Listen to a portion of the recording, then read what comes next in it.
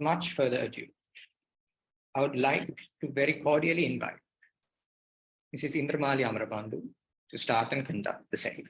Over to you, Matthew.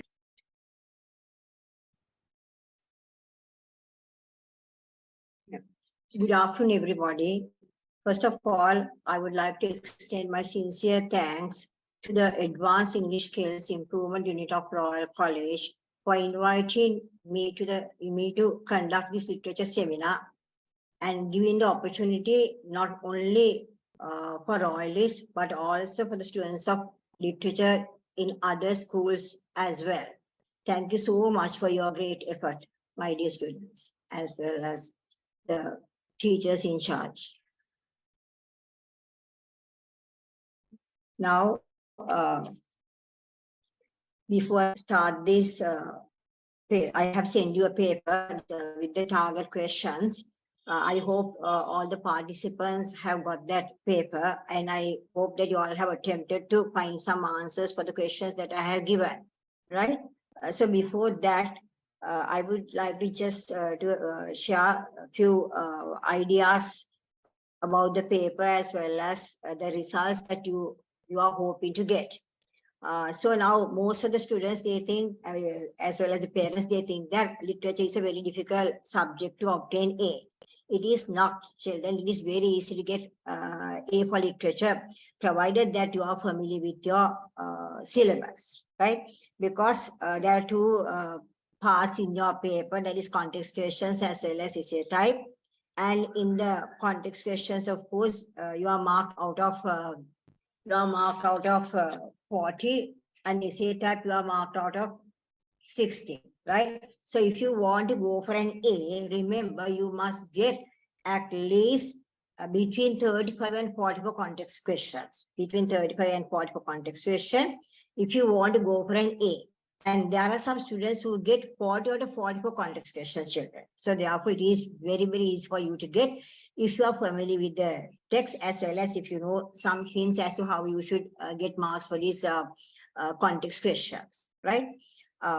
So I had given you a sample, the model paper with context questions and the essay type questions. I try my level best to discuss all the questions within this couple of hours, right? So first of all, we'll get on with the context question because we have only 2 or 2.5 hours, right? So when it comes to context question, children, each context question has 4 parts, right? A, B, C, D. So the first part is marked out of, it is 1, B1, C1, and for the 4th question, you are given 2 marks, right? And when you look at the context question, children, I mean, the maximum, if you write 2 sentences, more than enough, right? Some children, they write about 4 or 5 sentences and they beat around the bush, ultimately have a little lot of sentences, the answer is not there, right? So maximum 2 sentences, more than enough. Even if you can express the very correct answer in 1 sentence, that is also accepted because they are context questions, right? When we look at the first questions, I hope you all have found answers to all these questions by now, right? Then first one, never since I was born of my mother have I seen or heard of a skull which spoke. From where are these lines taken? And who wrote them, right?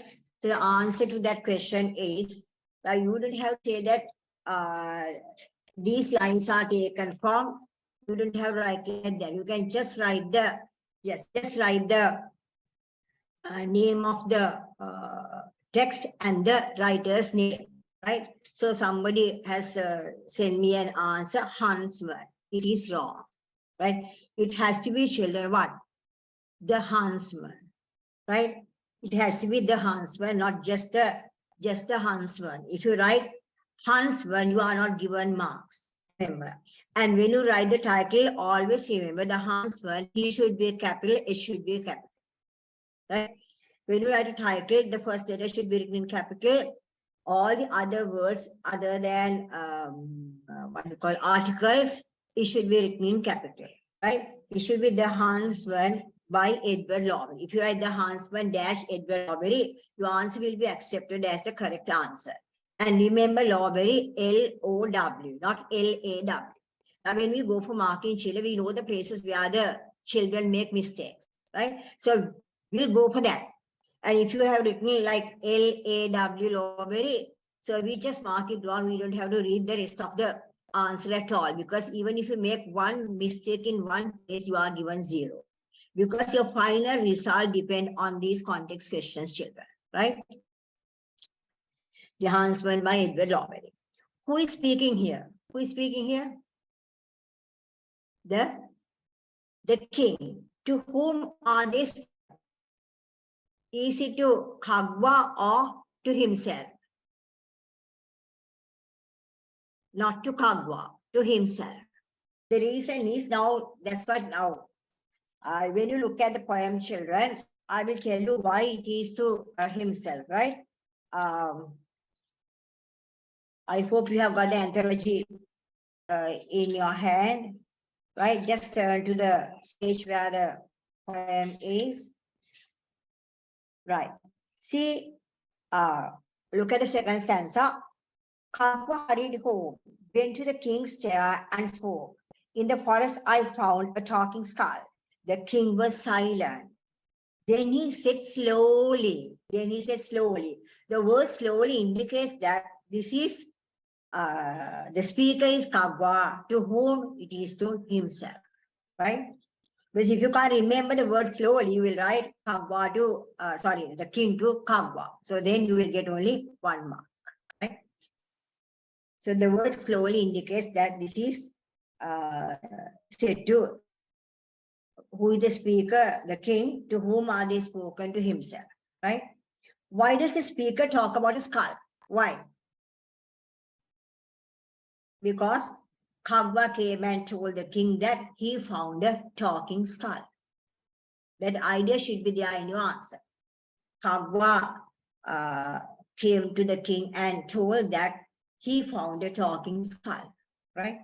Then the fourth one, write 2 themes related to this incident, right? 2 themes related to this incident, right? Now always remember, children, when you are asked to write the themes, it should be related to the given context. Now don't take the whole poem or the whole text into account and write the themes. You are not given marks, right? Write 2 themes related to this incident.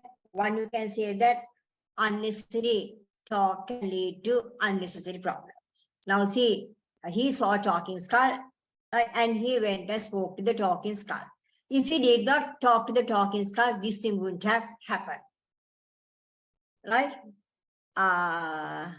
Yes, Buddha, I know that it is humorous, that because this is a humorous poem which gives a seriousness as well, right? So, right, 2 things related to this incident, right? So unnecessary talk can lead to unnecessary problem. That is one thing, right?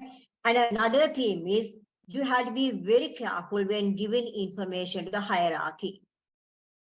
It's perfectly okay. He went home and told the people that I found a talking skull.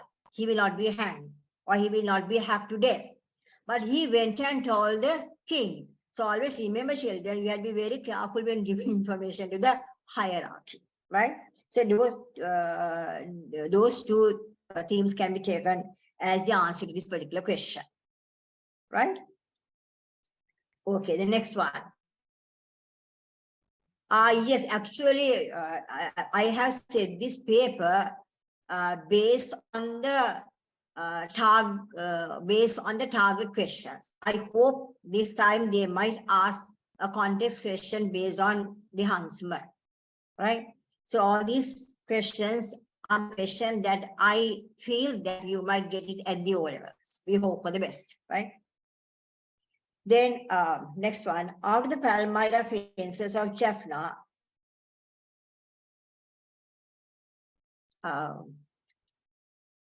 theme of absurdity. One child is asking whether we can take the theme of absurdity as the theme. So the thing is, children, when we mark these context questions, we are very, very particular about whether the child has taken the given context into account, or whether the children have produced the answer by taking the whole text into account, right? So therefore, remember children, you have to be very particular about only the given context. Ah, yes, that can be taken, yes. The speech is silver and silence is gold, yeah. That can be taken, right? Yes. Then next one, Jaffna, Bristol 100 guns. You want me to repeat the answer for the previous question, right? Fine. Talking can lead to unnecessary problems. Then you can say that you have to be very careful when giving information to the hierarchy, right? Be careful giving information to the hierarchy. Right. Then shop fronts in the PETA, landmarks of our. Yes, that's it. Yeah. Yes, you can't take this absurdity as a theme. I don't think they will take it, right? Shop fronts in the PETA, landmark of our childhood. Curl like old photograph in the frames. From where are these lines taken, children? Big Match, 1983.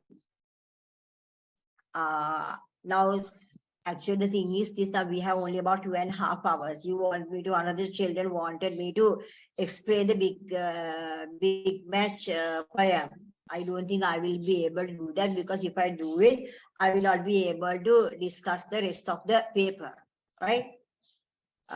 You just send me a request. I will try because now we have come to the tail end of everything. I will try my help you. I will try my level best to help you, right? But at this moment, I will not be able to explain that poem. It's a long poem. It takes about like at least 1.5 hours to explain that poem, right? Maybe I will help you, Puta. You just drop me a message, right? Right. Then, yes.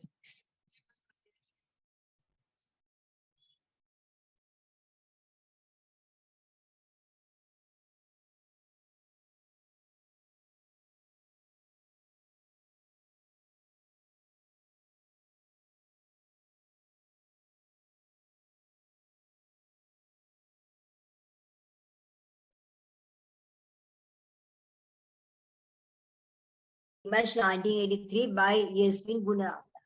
But here, children, you have to be very careful when writing the names. Now, she spells Gunaratna with double O, G-double-O. Some children, they write it with G-U. Then you will be marked wrong, right? So it has to be G-double-O, right?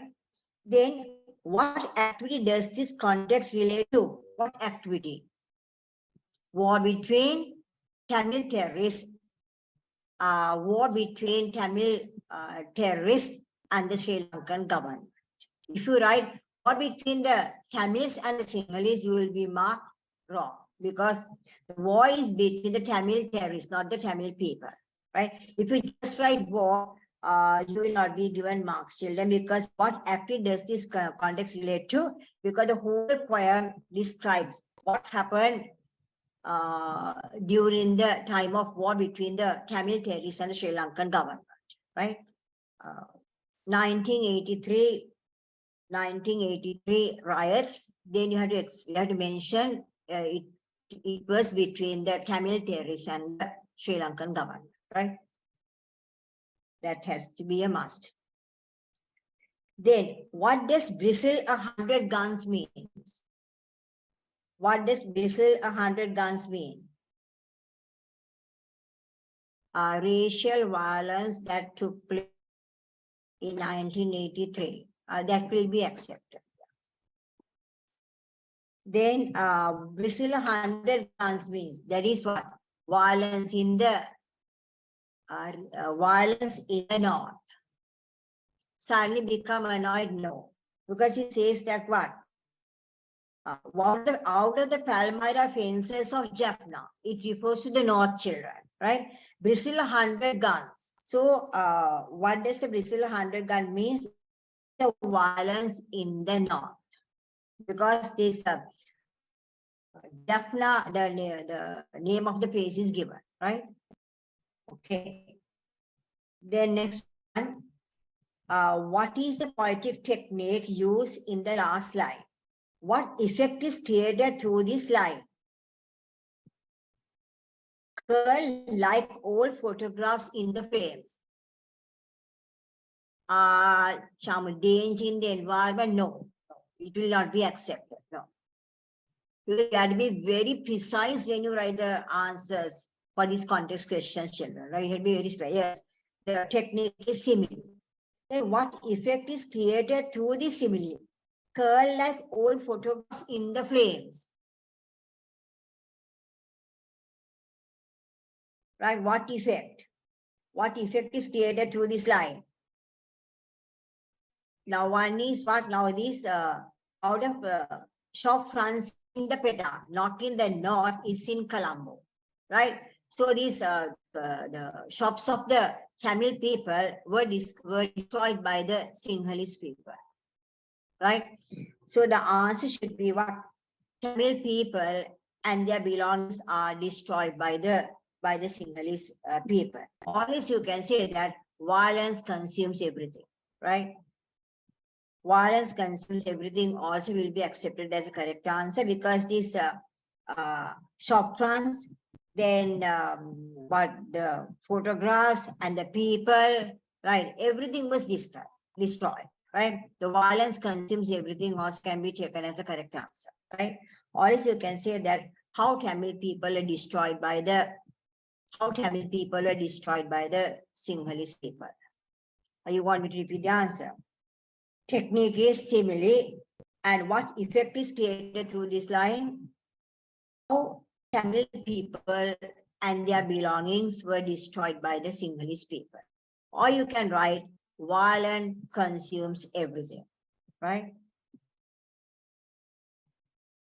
Next one. I know I had been hit, but I was just relieved and praying. I was not going to be hit in the head. From where are these lines taken? Who has written them? From where are these lines taken, children? The Lahore attack. Not Lahore, children. Lahore attack. Right? By Kumar Sangakkar.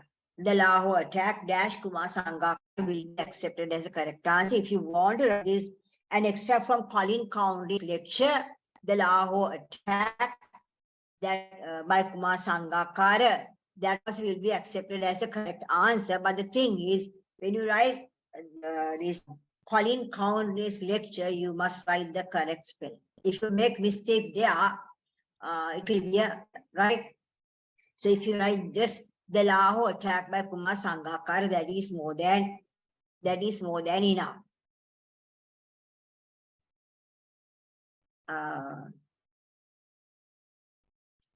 No, Tashna, that will not be accepted because if you write that particular answer, that means you are writing the question in your own words, right?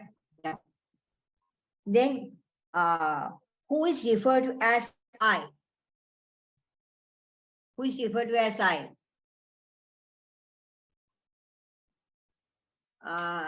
Ruhita, your answer will not be accepted because you have spelled Kumar Sangakkar with only one K.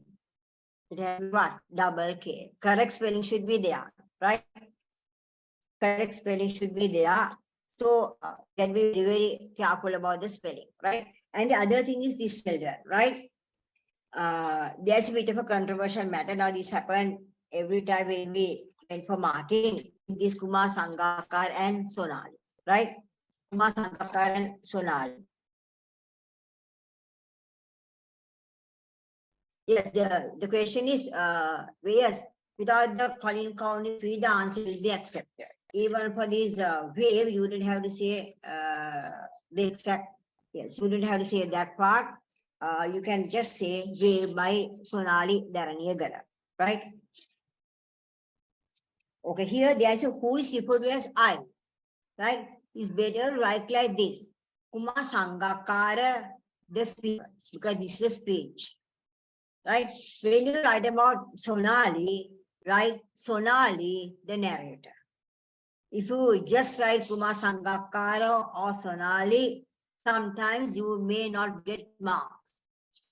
Right? Because always you have to fight with the chief examiner to get the marks. So it's better to learn the correct answer. Kumar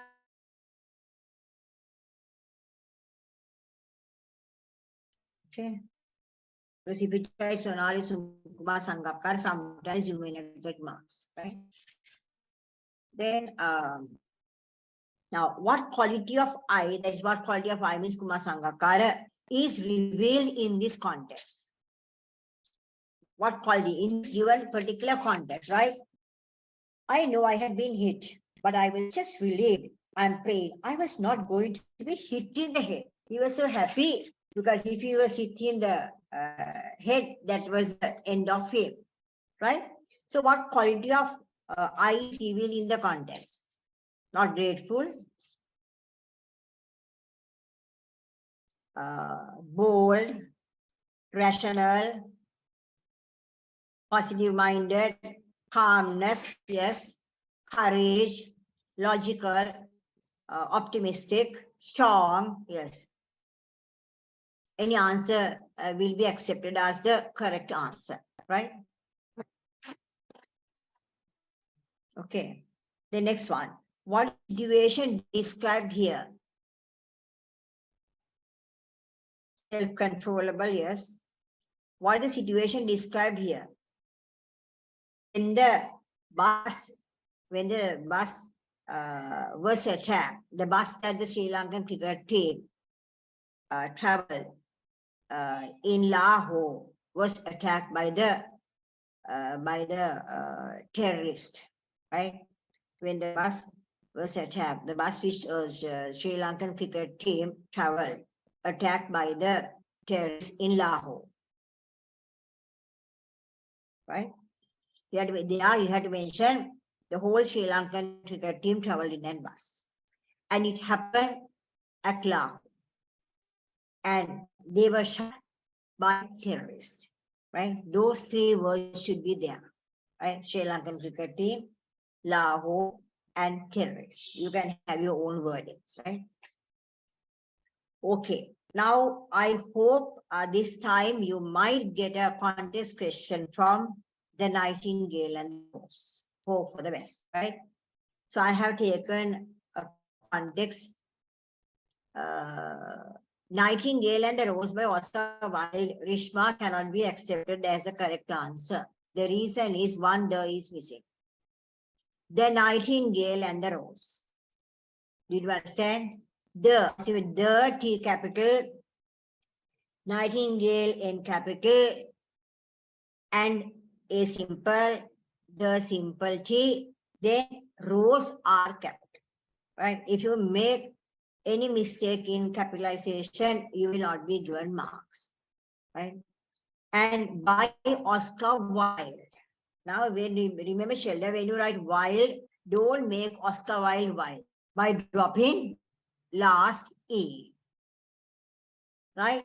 W-I-L-D-E. Now, when we mark this context question based on this Nightingale and the Rose, the first thing we'll see is we check whether that last E is there. If that last E is not there, we don't read the rest, we just mark it wrong. Yeah, the second can be started with simple T, never mind. The Nightingale and the Rose, first the T capital, N capital, and A simple, the T simple, Rose R capital, right? By Oscar Wilde, O capital, W capital, W-I-L-D-E, right? E should be there. Actually, now this is what happens, children, right? Because you all, I know that within 3 hours, you have to do wonders, right? So you are writing at a fantastic speed. So when you write at a fantastic speed, children, sometimes you might drop certain letters. And you won't believe, children, some children write William Blake, right? So they were so sure of the spelling, ultimately they didn't know that Blake has become black. Yes, not that the child did not know. In a hurry, Blake has become black. So always remember, children, as soon as you finish, now don't wait until the last moment to check the whole paper. You will never be able to do it. So as soon as you finish the context question, children, please check whether you have written the answers correct. So within next to no time, you can do it because everything is familiar, I mean, in your mind as soon as you finish it, right? You didn't get the paper. How come? Right? So that is that. What is referred to as it?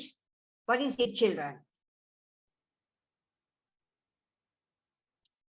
The voice of the nightingale. It is the voice of the nightingale. I hope you can remember the place. What is referred to as it?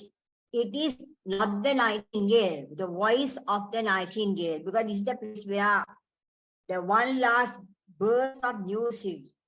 This is the one last burst of music just before the nightingale breathed her last.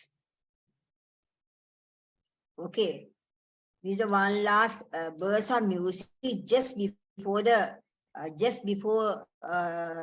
nightingale breathed her last, right? So what is referred to as it is the voice of the nightingale, right? Not the nightingale's last song, it has to be the voice, right? Then now echo bowed to the purple cavern in the hills, right? It has to be the voice, not the song. What is about it? What is special about the voice of the nightingale? Because it can be heard from very it can be heard from very far away, right? It is very clear and beautiful now. Sweet voice, no. You had mentioned the fact that voice was so powerful, right? Not sweet voice, right? The last burst of song of the nightingale, but it has to be the voice of the nightingale, right? The voice is so powerful, right? So the voice was so powerful. As a result of that, it travels further than we can imagine, right? It travels further than we can imagine because the voice was so powerful. Now it's like this, children. Now sweet voice, you can't accept that answer as the correct answer. The voice is a sweet voice, but the solid, even though it is a sweet voice, children, it will not travel very far unless the voice is very powerful. Did you understand? Right? So that is why I selected this particular question because there are 3-4 places where the context is a bit difficult, right? Difficult as well as ambiguous also, right? So we know that the voice is beautiful. We know the voice is very sweet. But the thing is, it says that echo bowed to her purple cavern in the hill and woke the sleeping shepherds from their dreams, right? So the voice is very powerful. Therefore, it travels further than we can imagine, right? Okay. Next one. What idea is expressed in the above context? What idea is expressed in the above context? Now, I told you this had been the last burst of music, right? Just before Nightingale breathed her last, right? The voice is trailing now, right? What idea, remember, what idea is expressed in the above context, right? So we know that Nightingale sacrificed herself. What for? In the name of true love. In the name of true love, Nightingale sacrificed her life, right? So therefore you can say, children, now this gives a sacrifice life in sake of a true love. Yes, it can be accepted. Yeah, it can be accepted, right? Sacrifice life for the sake of true love can be accepted, right? And you can say that what idea is explicit about context. Actually, this gives a, you can say, romantic flavor to the story. Since Nightingale sacrificed herself in the name of true love, right? This gives a romantic flavor to the story because Nightingale sacrificed herself in the name of true love. Now, this is not fake love, this is true love. Nightingale is only one that loved this boy truly. Always remember, children, true love entails sacrifice. Now, true love entails sacrifice does not mean they're committing suicide, right? Okay, it is not committing suicide, right? Young boy was immature, no, it's wrong. Right? I hope you understood that, right? Because as soon as the nightingale died, right, the red crimson color, red rose, right, it was blue, right? And so that is the red rose is the what symbol of true love. The selfless nature of nightingale can be accepted, yes. Can you repeat the answer to the third part? Okay, I'll repeat. What is special about it? The voice is so powerful. The voice of the nightingale is so powerful, and it travels further than we can imagine, right? Right. Then next one. Yes, I'll treasure it. Of course, I will. I'll always obey you by all means. Now, from where is this line taken? Who wrote it? From where? Huh? Yes, I'll treasure it. Of course, I will. I'll always obey you by all means. From where is this line taken? Twilight of a Crane by Yushua Junji Kinoshita. Is correct. T capital, O simple, A simple, again C capital. And if you write C in simple, no marks. Right? Actually, we feel really sorry because when you write the correct answer, but you must know how to write a title, right? Even for the language paper is also the same, children. When you are asked to write a title, I mean maybe based on the given comprehension passage, right? Answer is correct, but we mark it wrong if you don't write, if you make mistakes in capitalization, even for the language paper, right? Right, children. Then next one, who is the speaker?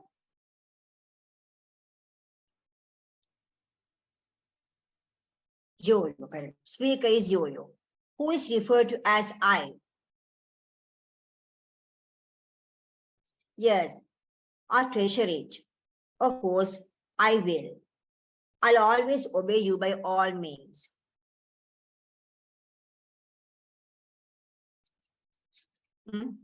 Yes, now here, who is referred to as I?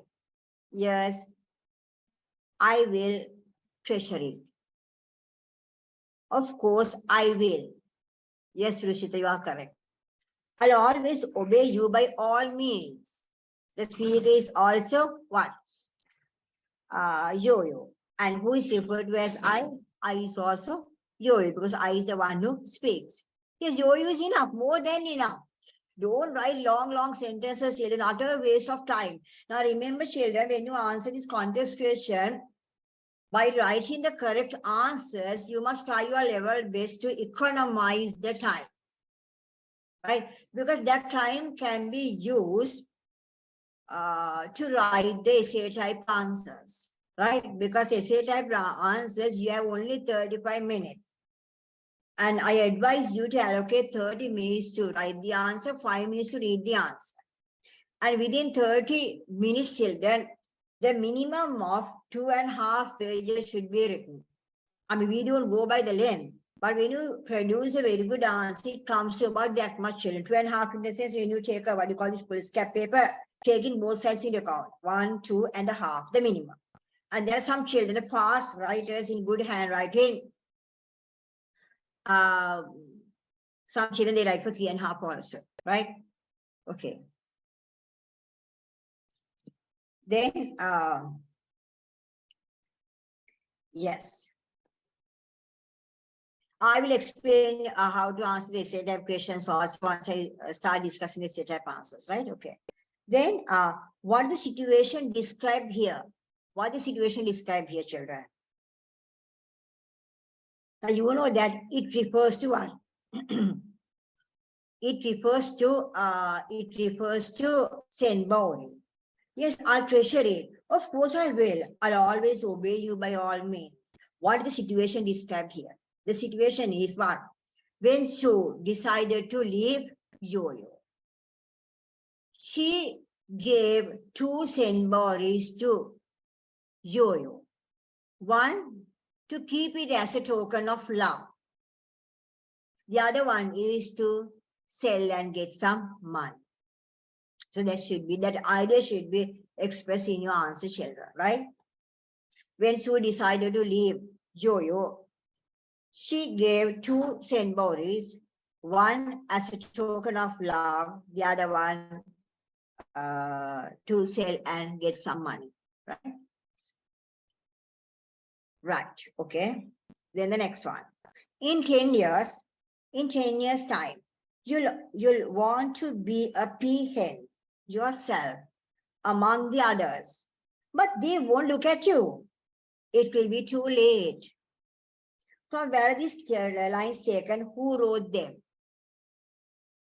You want me to repeat the answer? Right. Now, children, please listen very carefully because we have only limited time. Right? Okay, I'll repeat the answer. No problem. The answer is that when Sue decided to leave Yo-Yo, she gave 2 Senboris to Yo-Yo. One is to keep as a token of love. Other one is to sell and get some money. Right? Yes. From where these lines taken? Who wrote them? The Bear by Anton Chekhov. Now I'll tell you the place where children make mistakes, right? Chekhov, either they write CHGCK or else they write co without H. They write co without H, right? So those are the 2 places where children make mistakes, right? So remember, you must have the correct spellings, right? Yeah. Then who is the speaker? Who is the speaker? Luca. Luca is the speaker. To whom is this said? This is said to Popova, right? You would have write sentences and you just write the name that would be enough, right? Right. Now, what is this contradicting idea expressed in this context? The contradictory idea, right? Now, what is the contradicting idea expressed in this context? Now, you know that Popova's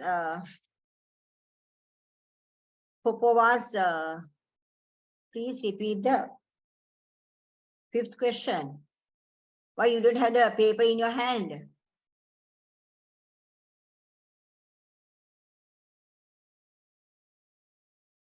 Right. Then, yes. What is the contradicting idea expressed in this context? So you know that Popova's husband died. Then what she did was she confined herself to a room and she did not come out at all. Right? So this Luca did not want her to behave like that. Right? Indirectly, Luca asked the questions, why don't you come out and live like a normal person? At the same time, he refers to these military people. That means indirectly he asked her, why don't you go for a second marriage? Right? So that idea was expressed in that particular place. But here, what is this contradicting idea expressed in the context? The idea is, even though Luca wanted Popova to lead, even though Luca wanted Popova to lead a normal life, right? Indirectly telling or asking, why doesn't she go for a second marriage? At the same time, he mentions that her beauty will not last for a long time. If she wants to go for a second marriage in another 10 years' time, nobody will look at her because she has lost her beauty. So you didn't have to write all those things. Now these ideas should be there. Indirectly, Popova is asking, indirectly Luca is asking Popova to lead a normal life, suggesting her to go for a second marriage. Because if by any chance, if she wants to go for a second marriage in another 10 years' time, she will never be able to, because she will lose her beauty, right? She will lose her beauty and nobody will look at her. So that is why it says that you'll want to be a peahen. Peahen is a female peacock. Peahen, yourself among the others. But they won't look at you because her beauty is not there in another 10 years' time. It will be too late. It will be too late for you to go for a second marriage in another 10 years' time. So might as well think about that now itself, because still you are beautiful, right? So if you can express that idea in 2 sentences, that is more than enough, children, right? Yes. The next one is from the novel, right? Yes. Yeah, that's what I told you. If you just write the name of the poem or novel or whatever it is, right? Dash the name of the writer, that is more than enough. You don't have to say that these lines have been taken from blah, blah, blah, blah. Useless. The reason is because time is very precious for you all at that time, right? Just to write the title, dash the name of the writer, but the correct spelling and the capitalization should be there.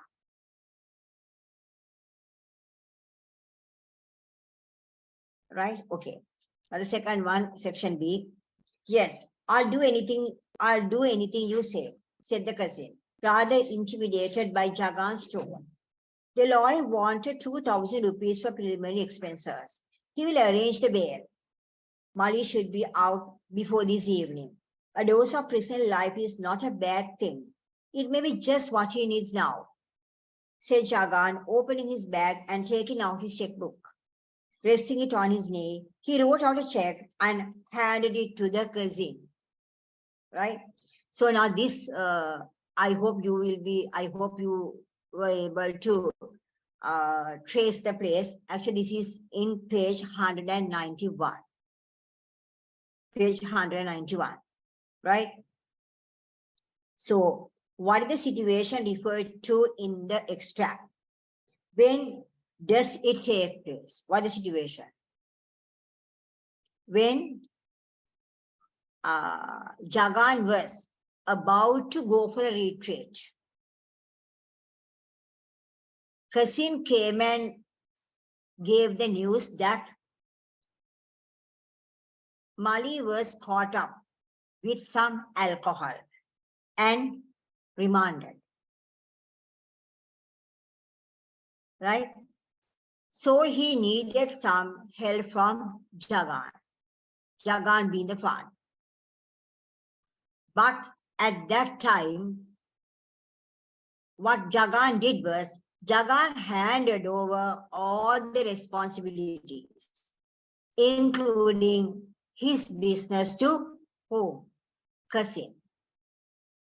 And told him if he needs any help, he is ready to do it. Right? That is the situation, as well as I just gave the answer for both the parts together, right? What the situation referred to in the extract, and when does it take place? When Jagan was about to go for a retreat, right? Yes, Jami, can be taken as a correct answer, because in our page 191 it says, right?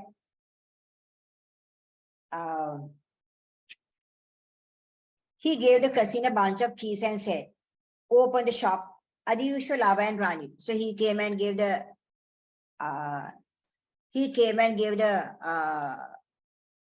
told what happened to Mali. Does it happen near the, right? So he came and gave the information to Jagan about Mali. So then what Jagan said was, I don't care what he does. I'm going to watch a goddess come out of a stone. If I don't like the place, I will go away somewhere else. So then after that, the second para, he gave the cousin a bunch of keys and said, open the shop at the usual hour and run it. He handed over the business to him. Mali will take charge of it eventually. So one day Mali will take charge of the business. Keep Sivarama and the rest happy. Look after my workers well, right? Don't throw them out. You can always come over to the retreat if there is anything urgent or to render an account. I'll tell you what to do. At the market gate, what to do. At the market gate, buses leave from MP every 4 hours, starting from 8:30 in the morning. You are a busy man, but please help me now. He decided to go for retreat, but at the same time, he handed over all the responsibilities to the cousin, and also he wanted cousin to help him, right? So the second para, the last para, is the one that I had given you as the context question, children, right? Yes, I'll do anything you say, said the cousin. So actually, cousin is a what? Friend in need. And cousin is a person who always thinks what? Man's prime duty is to serve the mankind. He's a person of that type, right? So even in the first chapter, I hope you can remember. Now he goes to the market and he does a survey and he get all the information to Jagan, and he became the mediator between Jagan and Mali, right? And not only Jagan, whenever a person in Malgudi has a problem, he always goes and help him. So he is a person who considers a man's duty, the prime duty of a man is to serve the mankind, right? He's a person of that type, right? And he's a friend in need also, right? Yes, I'll do anything you say, said the cousin, rather intimidated by Jagan's tone. What is intimidated, children? Jagan's tone. Got scared, frightened, because he never expected that type of answer from Jagan. Because this cousin knows how much this father loves his son. So he never expected that type of answer from him, right? The lawyer wanted 2,000 rupees for preliminary expenses. He will arrange the bail. Mali should be out before this evening. A dose of prison life is not a bad thing. A dose of prison life. What do you mean by that? An imprisonment. Now you see that now this Jagan's thinking is different, right?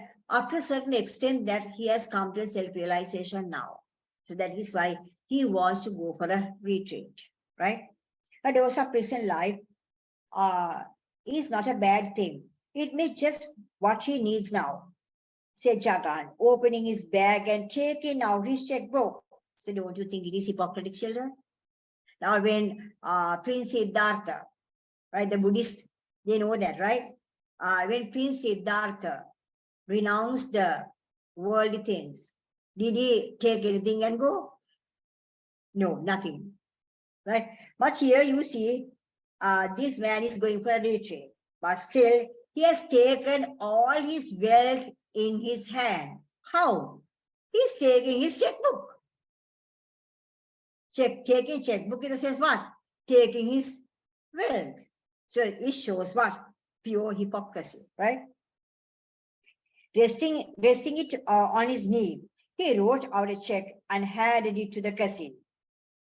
So then he asked what? If there are further charges, ask the cousin. We will pay them, that's all. You can ask me whenever you like.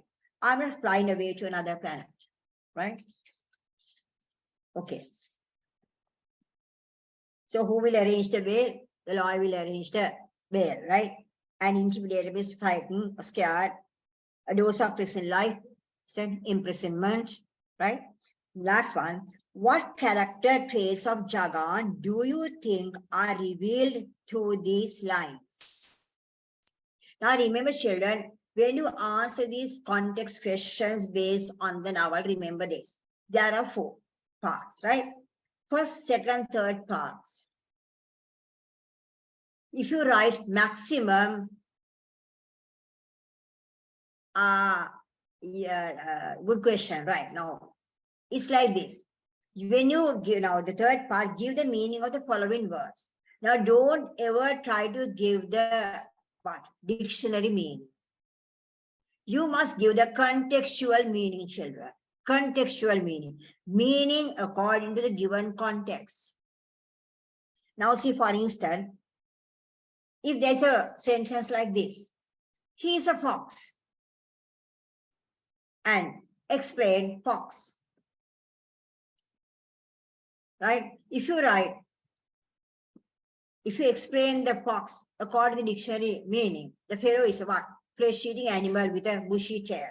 The answer is wrong. So according to the, yes, contextual meaning is what? He is a cunning person. Right? So that will be accepted the correct answer, not the dictionary meaning, children. So therefore, always remember, you must give the contextual meaning. Did you understand? Very good question that was asked by one of the students. Very good. Right. Then children, so for the first 3, even if you write 2 sentences, more than enough. Right? 2 sentences more than enough. But for the 4th question, children, because you are given 4 marks. So when you are given 4 marks, they expect what? They expect more from you. Minimum of 4 sentences should be written for the 4th question, children. Minimum of 4 sentences. Minimum of 4 sentences should be written for the 4th question, right? Right. So, what character traits of Jagan do you think are revealed through these lines? What are the character traits? One is what?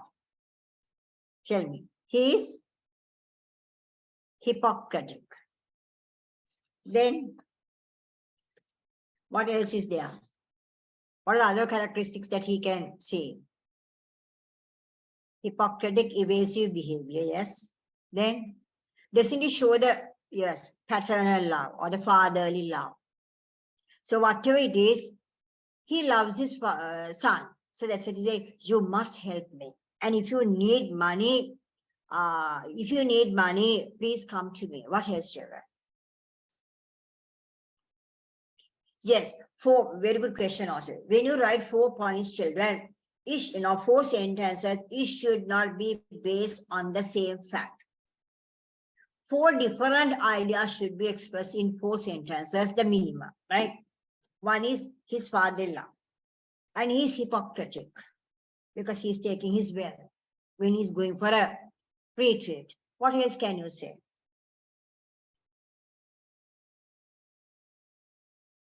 He is a duty-conscious person also because he handed over the key. It is imprisonment, right? He handed over the key to this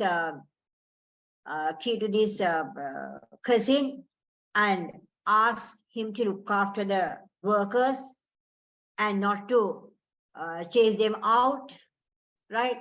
And one day Mali will take over the business, so he has some kind of futuristic ideas also, right? He's duty conscious, futuristic. Then the father love towards the son. Then he is hypocritic, right? So there are 4 ideas, right? The minimum of 4 sentences should be written for the 4th question. Always because you are given 4 marks, right? What do you mean by those lines are not given in the paper? But this particular context shows that he's Hippocratic. And this particular context shows that he is duty conscious. And his fatherly love is expressed. And shows his hypocrisy because he has taken his checkbook. Right? So all those things are given in the context. You must always write the answers accordingly given context, children. Right? Okay. Right. So that is the end of part A. Right? So there are children who get his maturity. Not the maturity, then you can say children, because we expect these adults to be mature, right? You can say that up to a certain extent, not fully, up to a certain extent, he has come to self-realization. Right? So that is why, yes, he's kind. He's a kind person. Now, can you all hear me, children? Okay, now I hope that without any problem, you can get more than 35. The only thing is, you must be very, very, very familiar with the syllabus, right? For expecting Mali to change, no, that will not cannot be accepted, right, children? No. So that is those are the answers for the first part. So then we'll get on with the essay type questions, right? And I think you wanted me to teach you how to write the essay type answers. Also, actually, I had an intention of telling you how to write the essay type answers, because when we go for marking, we see that most of the children, they know the answer. Yes, you can see he's even optimistic. Yeah, you can say, right? They know the answers, but they don't know how to write the answers. So that problem we see with most of the students. So that is one of the reasons why they lose their A pass, right? Give me a second.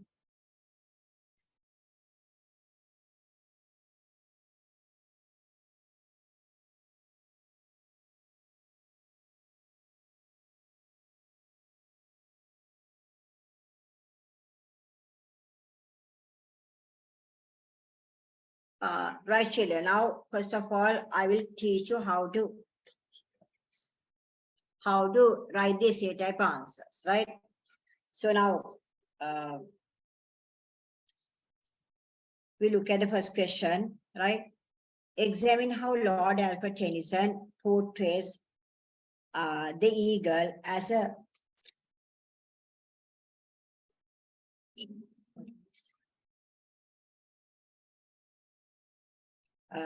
symbol of power in the poem The Eagle by Lord Alfred Tennyson. Right. Now, children, at the exam, this is what you should do first. First, you must read the question twice. Don't ever start writing the answer by reading the question only once, because we are human beings. So there is a tendency to misinterpret the question. So therefore, read the question twice.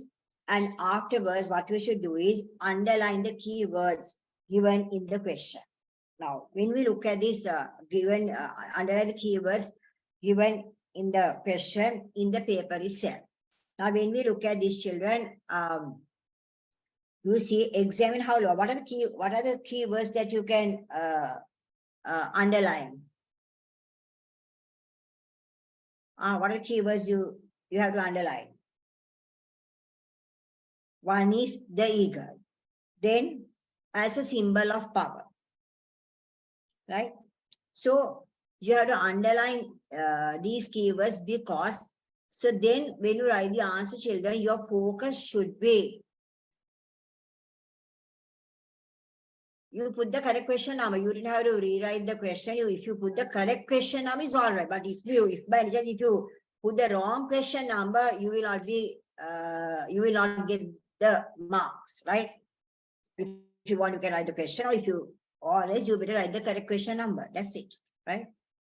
So there are no hard and fast rules, right? Either you can write the question in the paper, you can just write the question number. But when you write the question number, you must write the correct question number. Because as examiners, we have no right to change the numbers, right? Remember that as well, right? So see, then underline the keywords. Now here the keywords are the eagle and a symbol of power, right? So the keywords are underlined, right? And remember, children, before you start writing the answers, you must structure your answer. Don't ever write answer without structuring, because the reason is when you don't structure and write the answer, what happens is you just write the whole story. The whole story, in the sense, it is a pure narration. Pure narration, and you're asking the examiner to find the answers. When you write a pure narration, even if you write 2 or 3 pages, what will happen is we give on sympathetic grounds. We'll give either 2 or 3 marks, 3 will be the maximum. 2 or 3 marks on sympathetic grounds, because the answer is correct, but the child doesn't know how to present the answer. Child has just read the narration, so the maximum will be 2 or 3 out of 50, right? So it's a very pathetic situation, knowing the text very well. So that's what I told you, you have to do the structuring, and the structuring part should be done within 3 minutes, the maximum. So therefore, children, answers for all the question should be taught prior to the exam, right? Not in the examination hall, right? So this underline the keywords, you read the question, now you understood the question. Then what you should do is, you take a piece of paper, because you are provided with any amount of papers. You just take a piece of paper, the set of paper, no, you are not going to attach that paper to the your answer script. You just take a piece of paper and then just jot down the points as they come into your mind, children, right? Just jot down the point as they come into your mind, like this, right? You just jot down the points as they come into your mind. You don't have to write grammatically correct sentences, because this is only for your reference, right? You just jot down the points as they come into your mind, because sometimes the least important fact will come to your mind as the first one. Never mind, right? So you have jot down the points as they come into your mind. That is that, right? Now, this is the method that we adopt at the O-level marking, and this is applicable for all 4 sections, children, right? So then, you know that you can't elaborate. Now here 1, 2, 3, 4, 5, 6, 7. You can't elaborate 7 facts at the exam, right? And see whether you can join these facts. See whether you can join these facts. If you can join, you don't have to rewrite. You can just draw the lines like this and join. If you can't join the facts, you let the remain. You can just let the facts remain like this. Never mind if you can't join. Then the third step is, after that, you have to prioritize the facts, children. I told you sometimes the least important fact will come to your mind as the first one, right? So then you just prioritize the facts. When prioritize the facts, children, this is what you should do. You just put the numbers. This is the most important one. First, second, third, fourth, fifth, sixth, seventh, like that. You just number the facts according to the order of importance. We call this prioritizing the facts, right? Now, everything is done. Now, this should be done. This is called structuring. This should be done within 3 minutes, the maximum. 3 minutes, the maximum, right? So that is that. Now, next step that you are going to do is you are going to write the answer, children. Now you take a fresh sheet of paper. Now you are going to write the answer, right? Okay. When writing the answer, this is what you should do, children, right? I will clear the board. Now you have taken a fresh sheet of paper to write the answer. Now always you must write the answer. First you have to start with an introduction, right? Introduction.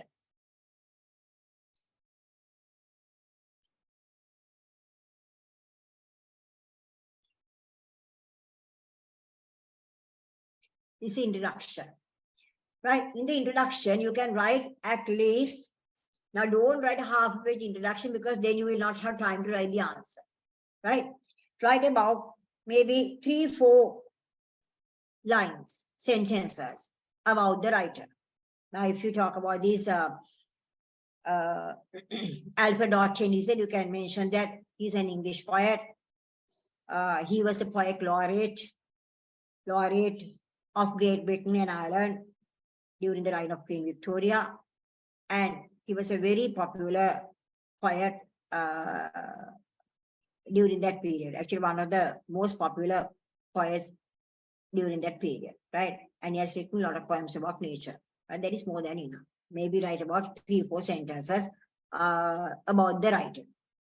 Right? That is a must. So then the second one. The second para, right? Make a comment on the poem. Sorry, poem, not poem. Make a comment on the poem related to the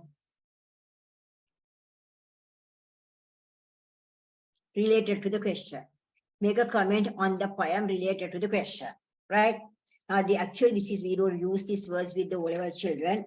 Now we call this a thesis statement, right?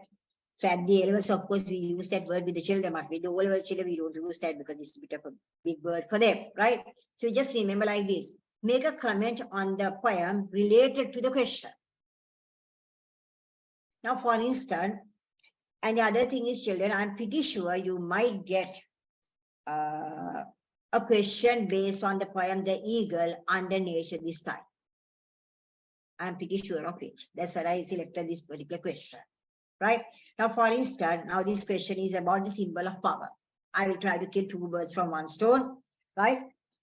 So if you are given a question like this, the poem The Eagle by Alfred Lord Tennyson is a nature poem. Do you agree? Do you agree? Right? So just after the introduction, you have to say whether you agree or disagree. Not just agree, disagree, you have to write a sentence. Right? Then afterwards, you can make a comment on the poem related to the question. Now we know that this poem is a nature poem, that is why it is listed under nature.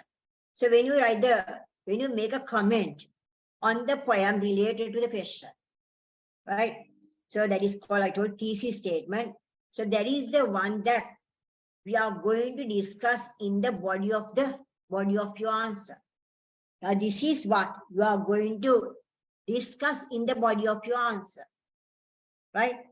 So when you make a comment on the poem related to the question, if you take this question, this poem is a nature poem, do you agree? Yes. So what you have to say is, when a thesis statement or this comment, making a comment, can be written in the maximum, we'll see 4 or 5 sentences, right? So you can mention something like this. This poem is about an eagle. An eagle is a part and parcel of nature. So this is about eagle. Eagle is a part and parcel of nature. And further, this poem reveals or discusses several aspects of nature, such as beauty of nature, power of nature, then majesty of nature, then destructive aspect of nature, etc. That is more than enough, right? Right. So then what you should do is this, children, right? So now you have prioritized the facts. Then what you should do is you take the first para, right? You take the first para after the second one. This is the first one. This is the second one. This is the third one. Is the third one is the first para of the body, right? In this particular para, children, this is what you should do, right? Okay, right. So you must describe or elaborate the first fact with, you can say, quotations, quotes, examples, your opinions, whatever it is, right? Arguments. Then what? Use of techniques. Now, this is very important when writing literature, when writing, you can connect if you want, but have it two paras, children, because introduction one and the thesis statement is in the second one, right? Is better, right? The use of techniques, that means what? You have to show the examiner how the poet has used the techniques to bring out these particular facts, right? So, use of techniques, etc. Right? Then, when you write, when you finish this particular para, right? Now, this is called, children, this is how you end the para, right? Conclusion. Write the conclusion.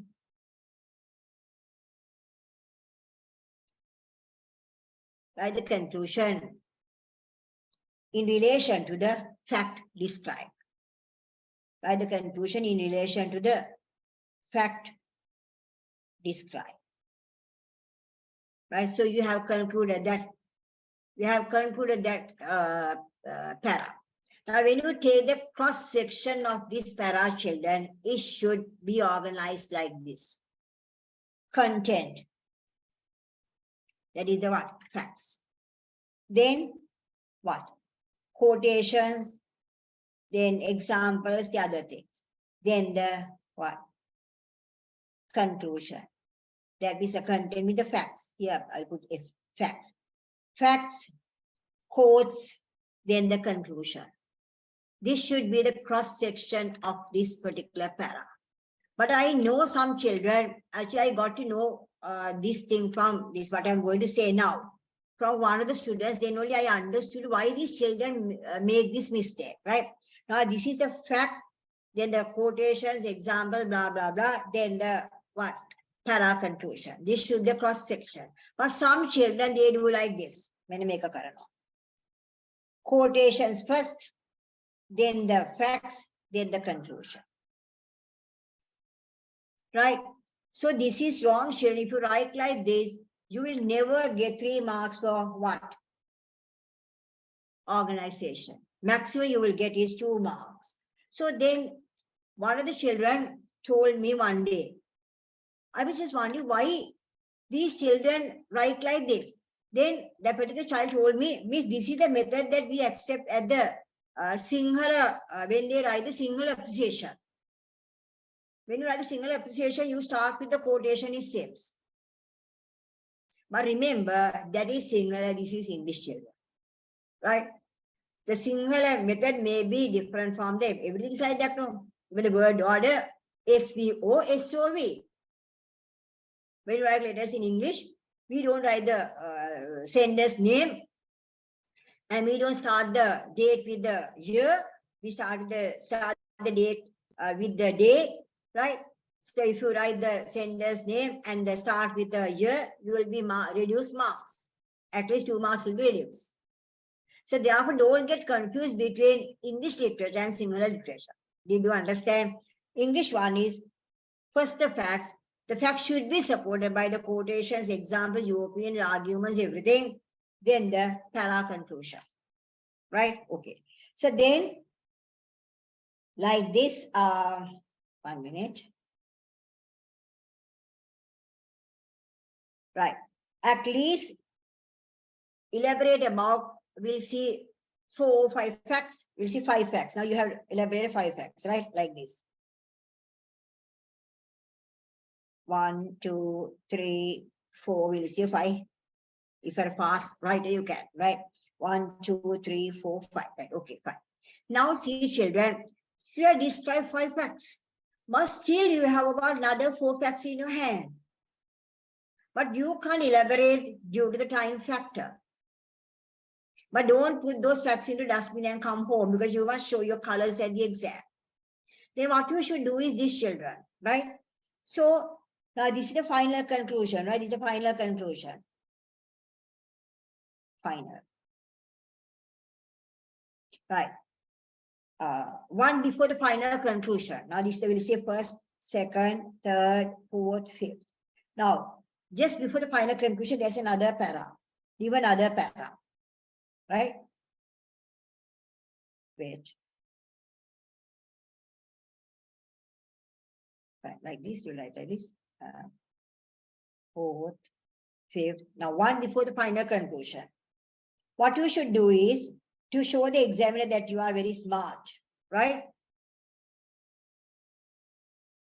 Just mention the remaining facts. No need of what? Quotes, example, nothing. Just mention the remaining fact one before the last para to show the examiner that your knowledge is vast. Time had been a barrier.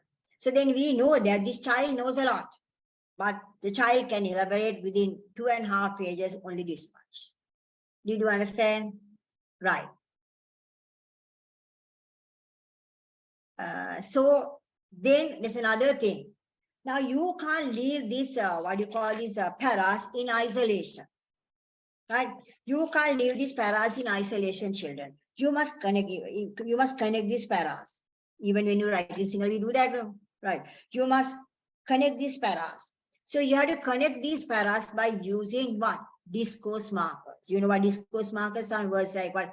However, although, subsequently, further, despite the fact, likewise, there are a lot of discourse markers you can use to connect those paras. And when you write the final conclusion, you can use that in conclusion or finally, you can use a word like that. Right. Now, when you write the final conclusion, children, you need not write a huge conclusion. The reason is because you have concluded all the facts in the same para. So the final conclusion need not be a huge one. When you write the final conclusion, this is what you should do, children. You must always refer to the question. Remember that. Refer to the question and write the final conclusion. Refer to the question and write the final conclusion. Don't conclude your answer abruptly. So we turn to the next page. To see the conclusion in the next page, there's another answer. Did you understand? So when you write the final conclusion, always refer to the question and write the final conclusion. Now this is the format of essay type, writing an essay type answer, right? Essay type answer. And this should be relevant to drama, novel, prose, poetry, everything. This is the method that you should adopt to write your answers at the O levels, right? Otherwise, you will lose a lot of marks, right? And somebody asked me how many sentences should be written in one para. So there are no precise rule that there are about number of sentences. It depends on your speed as well as the facts that you have in your hand, right? Then, and the other thing is when writing the, is it okay if I clean the board? How many points? Right. Now it's like this, children. When you take an essay type answer, the minimum of 4 or 5 quotations should be there. At least 5 quotations should be there. So that means what? How many pages? That is 2.5 pages taking like both sides into account, 1, 2, half. Minimum 2.5, maximum if you are very fast, right, you can go up to even 3 to 3.5, right? You can't, oh my God, how many words should be there? No, there is no such thing. It depends on your ability, right? Is it okay if I if I clean the board, or does anybody want to take this down? Miss will send a screenshot to the group. What's it? You have taken? Yeah, Miss will send one to the group. All right, fine, good. Right. So, so that is that children. Right. Now, this is about this quotation, right? 2.5 in the Celsius. Take it both sides in account, children. 1, 2, half. Not the 80 pages one, this here one, right? That's it. I'll tell you that. Now, when writing the quotations, right? I'll clean the board. Oh, yeah. Right. Fine. So now, when writing the quotation, children, it's like this. And you don't think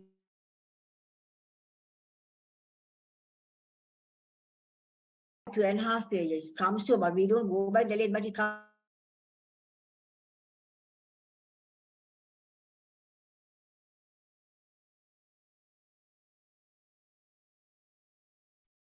Right?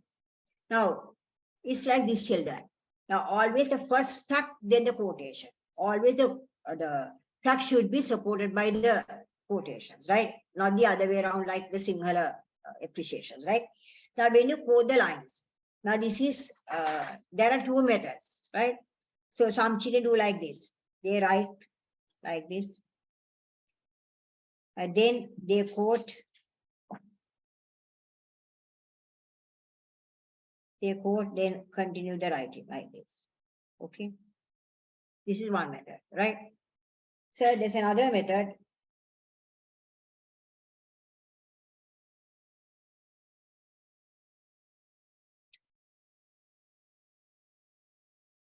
This is another method. You can quote it this way, right? You write, then you write the quotation,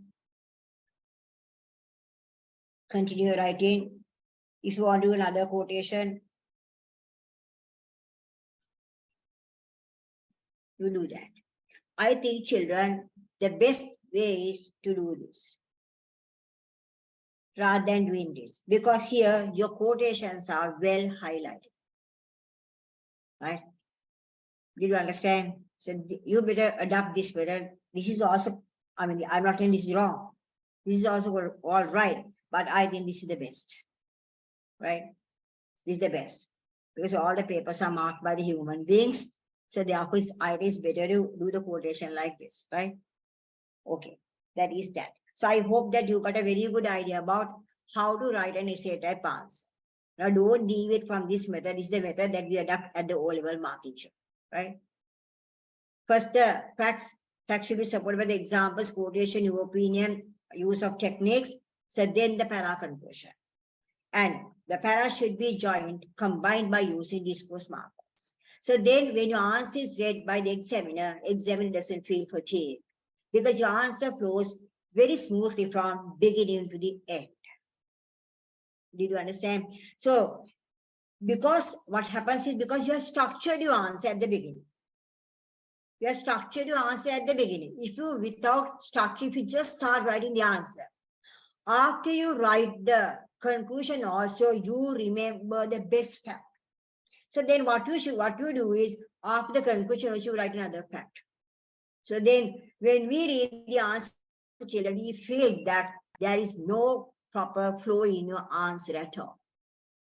So in vain, the child will get a very low mark because the answer is not organized. Right? So organization, you are given, you know the marking criteria by now, right? For the organization, you get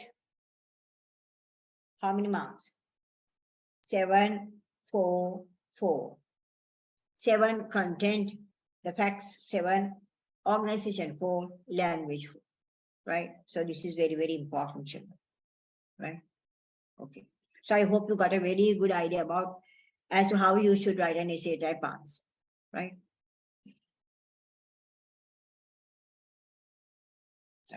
Then shall you quickly go through the paper because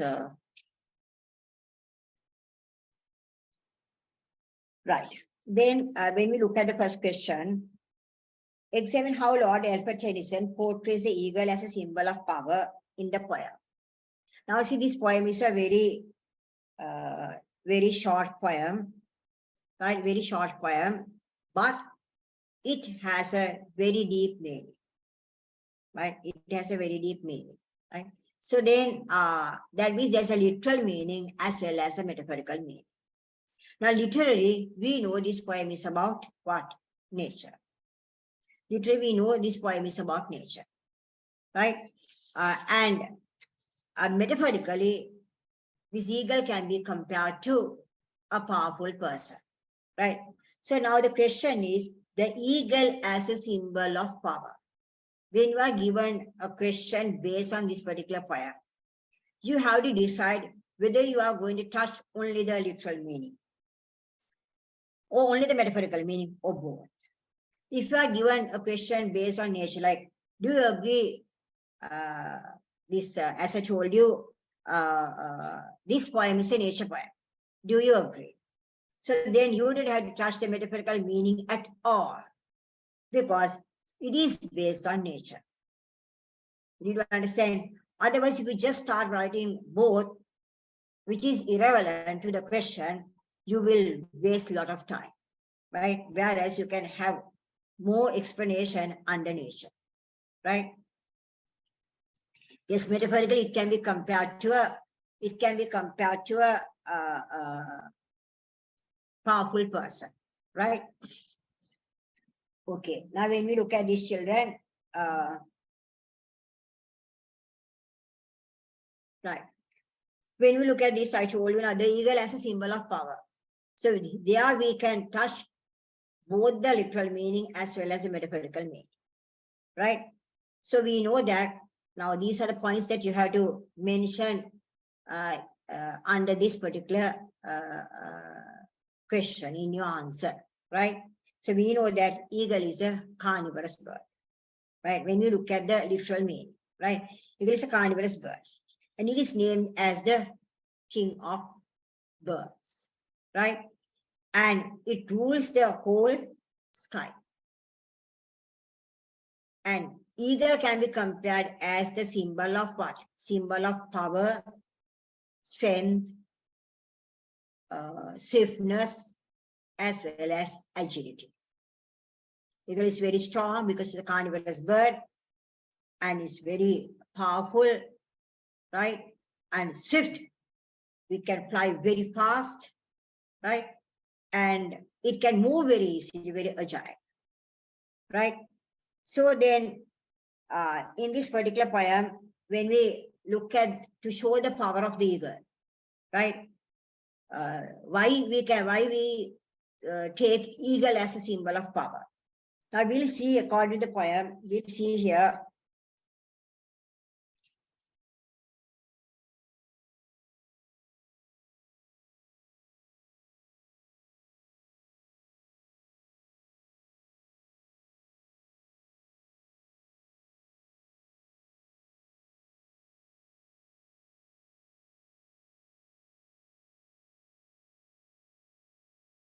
Excuse me, Miss.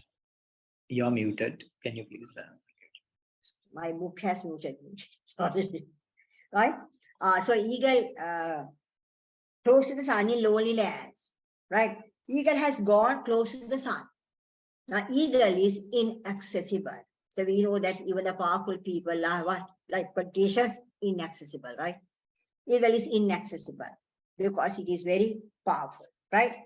And at the same time, you see that eagle has gone, it actually is a hyperbole, exaggeration. Eagle has gone close to the sun. That means the fellow is not affected by the heat of the sun because of its what? Power. At the same time, the fellow is a solitary bird. The fellow is a solitary bird, isolated bird. So that is also, we see that when the people become very powerful, they don't negotiate with each and everybody. They negotiate with the people who are in the same caliber. Right? Eagle is a solitary bird, right? And the other thing is, see that eagle is a very powerful one. Where the close to the sun is, yes, very unique, very supremacy it shows. And eagle has built up its kingdom in the sky, right? And eagle is a very powerful bird.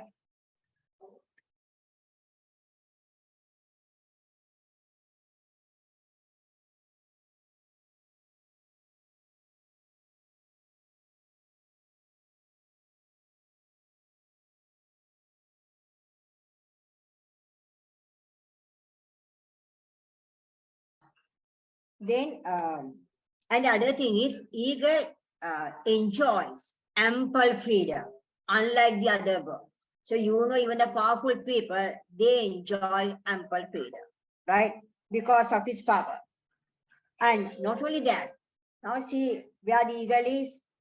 The wrinkled sea beneath him crawls. He watches from his mountain walls. The mountain walls metaphorically suggest what?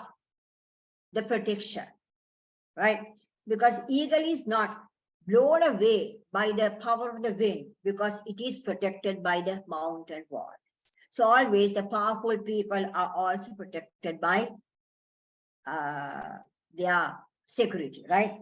So then, and the other thing is, you know, this is the power of the eagle. The eagle is so powerful, and eagle has overestimated its power because he watches from his mountain wall. The wrinkled sea beneath him crawls. When the fellow look at the sea, being on top of the mountain, the fellow does not see the danger of the sea because of the distance, right? The fellow does not see the danger of the sea because of the distance, and the fellow may see the nature of the sea, may not like the sea, but just as a patch of water. So see, then the eagle has taken a very wrong decision, right? He watches from his mountain walls, and like a thunderbolt, he falls. Like a thunderbolt, in a split second, the fellow came down. So that also shows his power. That fellow can fly very fast, right? And like a thunderbolt, he falls. So remember, children, the word falls gives a negative idea.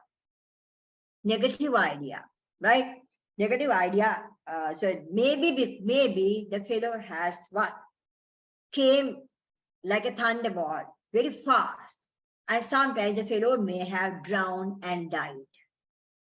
The fellow came to catch his prey.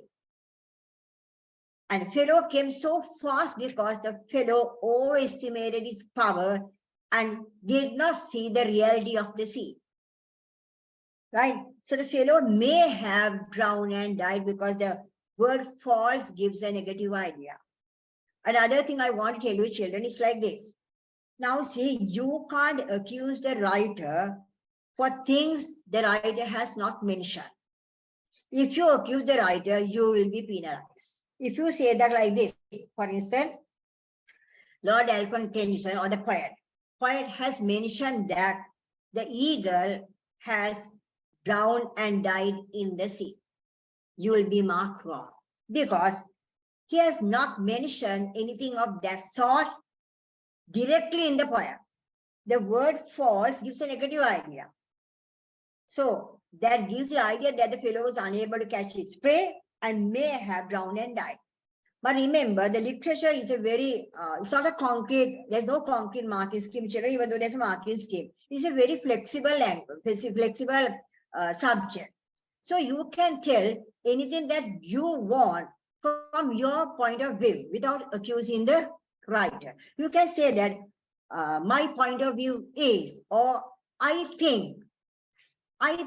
So you can use those phrases and express yourself, then you are accepted because you are free to express yourself, children. But you can't accuse the writer for something which he has not mentioned. Did you understand? So those things shows that what? The eagle is a very, very powerful bird, and eagle can be taken as the symbol of power. That is from the literal meaning. Now, when we look at the metaphorical meaning, also we can use eagle as a symbol of power, right? Now here, see the personification is used. He watches from his mountain walls. So the eagle is personified to a he.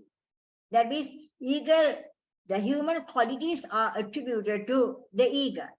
But here, eagle is personified to a powerful person, maybe a king, maybe an emperor, maybe a president, prime minister, or any politician, right? They are also very powerful children, unlike us, right? So, so if it is so, children, right, if you look at the metaphorical meaning, we see that he clasped the cat with crooked hands. Now, crooked hands metaphorically suggests what? Potential danger. Potential danger. Right? Crooked hands suggests a potential danger. Right? So you know that when people do crooked things, right? Everybody must understand there is what? The danger behind them. Right? So you see the closest sun in loneliness. So these powerful people, right? Powerful people, now the eagle has gone close to the sun, inaccessible. And see that even the powerful people are children, they are inaccessible. We can't go and meet them as we like them. So you know this before the election, everybody smiling on the walls, right? They will visit us, right? They will try to build up a very close relationship with us. But once they win the election, we can't access them, right? They are inaccessible, just like the eagle. Then you see that, and loneliness, right? So when people, they climb the upper rungs of the ladder of power, they don't want to negotiate with everybody. They negotiate with the people who are in the same caliber, just like the eagle, right? Then, so that also shows their power, right? At the same time, the eagle enjoys ample freedom, children, right? At one time, the fellow is on the rock, right? Then the fellow has gone close to the sun. The fellow is enjoying the ample freedom. The fellow is not caged at all, right? So the powerful people are also like that, children. They also enjoy the ample freedom because of their power, right? Then you can see that the wrinkled sea beneath him crawls. Now the powerful people, when they are in the upper rungs of the ladder of power, being on top, they look at the society, and they are distanced from the society. When they look at us, right? So they don't understand the sufferings of the poor people. They don't understand the problems of the poor people. They don't understand the problem of anybody, because they are distant from us like the eagle. So then the eagle did not see the ferocity or the danger of the sea. So likewise, when the powerful people, they are in the upper rungs of the ladder of power, right? They always look at the society, being there, right? So this eagle took a very wrong decision, because the eagle did not see the reality of the sea. So likewise, those people also do not see the reality of the sea. It's the reality of the society, sorry, it's the reality of the society. Then what they do is, by looking at the society, they think that what? Okay, everybody is fine, right? And they take wrong decisions. Sometimes they take wrong decisions, right? So when we look at our political background, right, we can take a lot of examples to support this particular point, right? So you may think for yourself, right?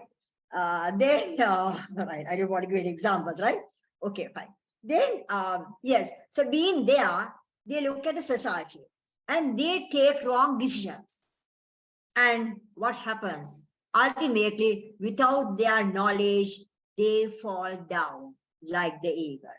Fall down in the sense, children, they lose their power. Did you understand? So therefore, we can say that what? This particular poem, the eagle, can be taken as the symbol of power. Right? So you have to take the literal meaning as well as the metaphorical meaning and support the answer. I hope everybody got a very clear picture, right? Okay.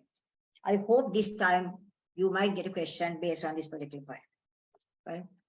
Right. The next question is,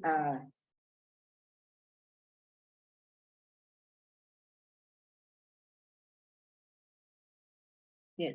How does Edwin Arlington Robinson nullify the assumption that the rich are always happy?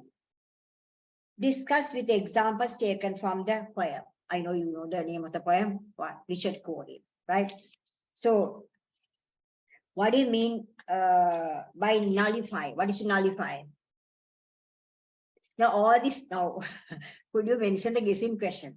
All these questions, I have selected the questions that I think that you might get it for your O levels, right? Okay. So nullify is what? Invalidate, right? How does Edwin Arlington Robinson nullify the assumption that the rich are always happy? Discuss with the example taken from the poem, right? So, you know, children, now, normally you are given only 4 essay type questions, but there are 5 themes, right? So they will omit one of the themes, but normally they don't omit nature. Nature will be there definitely, but from the other 4 themes, they will omit one, right? So nature is there. Nature will not be removed, right? That will be there definitely. Yes. So you see, children, now this one, this is not a difficult question at all. How does Edwin Arlington nullify the assumption that the rich are always happy? Right. So you know this is the notion that the society has, children. Even in our society is also the same. Now people think that always rich people are very, very happy. Right. So in this particular poem, the poet shows it is not true, right? Now, when we look at this particular character, right, this Richard Cory, right? Now, you see, you know, this Edwin Arlington, he's an American poet and he's a playwright. So I don't think you have to waste time on this, about the writer. You know that, no? So I told you that you had to write about 3-4 sentences about the writer, right? So keep that in your mind, right? So when we look at this Richard Cory, children, so when you look at his appearance, he's a very smart fellow. And he's nicely arrayed, nicely dressed, right? And he's a what? He's a real gentleman from what? Crown to the toe, right? No. So the head to the toe, yes, crown is head, right? Then when you look at the qualities of this Richard Cory, right? He has excellent qualities, right? He's very simple, he's modest, very honest, very kind-hearted, very humble, yes, person with lot of humane qualities, yes. So there also he get 100%, right? So as a result of that, he is liked by everybody, including the poor people. So normally poor people, they don't like the rich people. They think the rich people are very proud, arrogant, and very rude, cruel. That notion is there in the society. But with Richard Cory, it was not like that, because he was very simple, very modest, very honest, down-to-earth person, very humble. So therefore, even the poor people, they liked him. So the quality-wise, also he's 100% good, right? So as a result of that, he was liked by everybody. When people look at the things that he has, he's richer than a king. Normally we think that the king is the richest one, but he is richer than a king, right? And he's a highly educated person also, not a fool. Very rich person, richer than the king, and highly educated person. And I think he has everything that man should have on this earth. But therefore, these poor people took Richard Cory as a role model. But quite unexpectedly, what happened? He committed suicide on one summer night. Now, do you think people will ever expect Richard Cory to commit suicide? I don't think so. Because the fine personality, then qualities, and he was respected and liked by everybody. And he was taken as a role model. Nevertheless, he committed suicide. I don't think anybody expected that, right? But it shows that even though he has got everything that a person can have on this earth, I think he is lack of something. He may have gone to depression and committed suicide. And the poet has not mentioned what the reason is. But we know that for a person to commit suicide, that person should go to the peak of depression. So we, from being away from him, right? When we look at his outward appearance and when we look at the things that he has, there's no reason for him to commit suicide. So because the society has a notion that rich people are always happy. In this poem, the poet shows that rich people are not always happy by making Richard Corey to commit suicide, children. Right? So since he committed suicide, it shows that what? It suggests that wealth does not bring happiness to people always. Wealth does not bring happiness to people always. And the Buddhists, they know that Lord Buddha has said what? Santutti paramandana. Right? Santutti paramandana. What do you mean by that? Wealth is not happiness always, children. But happiness is always wealth. Even though you are very poor, if you may be poor in wealth, but you may be rich in happiness. So then your life will be a wonderful one. You may be rich in wealth, yeah, but you may be poor in happiness. So then the life will be a disastrous one. I think that is what may have happened to Richard Corey. Even though he is rich in wealth, and even though he got everything in his life, I think he was poor in what? Poor in happiness, right? Poor in happiness. So as a result of that, when people are unhappy, right, they go into a depression, and that thing can be ended with what? Committing suicide. So that may be the reason why Richard Corey may have committed suicide. So actually, this is a whole social value. This society always thinks that rich people are always happy. So that is a false social value. It is proved by Edwin Arlington Robinson in this poem, Richard Corey Children. All they see what Lord Buddha said, Santutti paramandana.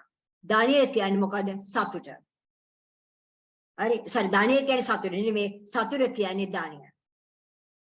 Right? Always, because the wealth does not bring happiness to people always. But if you are happy, that is the wealth that one can have, children. Right? So that is nicely discussed in the poem Richard Corey, because rich are always happy is a false social value. Right? When you go deep into their life, they may not be happy at all, even though they pretend to be happy.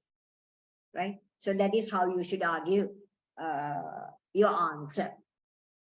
But I hope everybody got some idea as to how you should write the answer, right? Okay. Then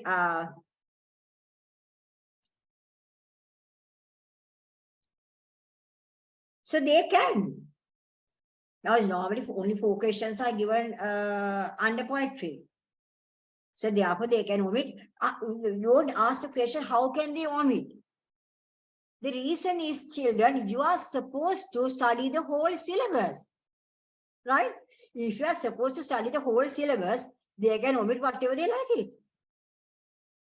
Right? The discussion is with them. So don't do this guessing game and study. Don't do this guessing game and study. You must study the whole syllabus. By now, I hope that everybody has studied the whole syllabus. So when you are supposed to study the whole syllabus, so they can omit anything they like it. Right?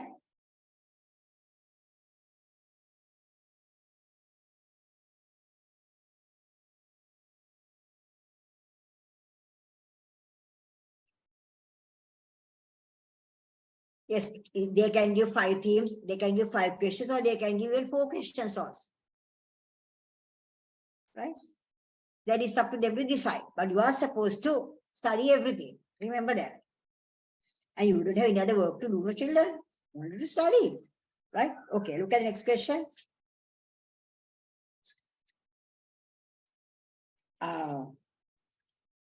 Next one. Through a social misfit upside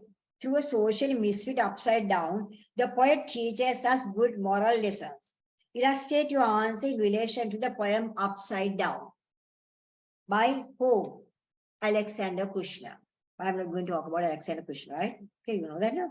Otherwise, time is very important, right? And another thing is, if by any chance, if you are given a context question based on this particular poem, children, when you write the title Upside Down, do they deduct marks for spelling mistake? Yes, of course.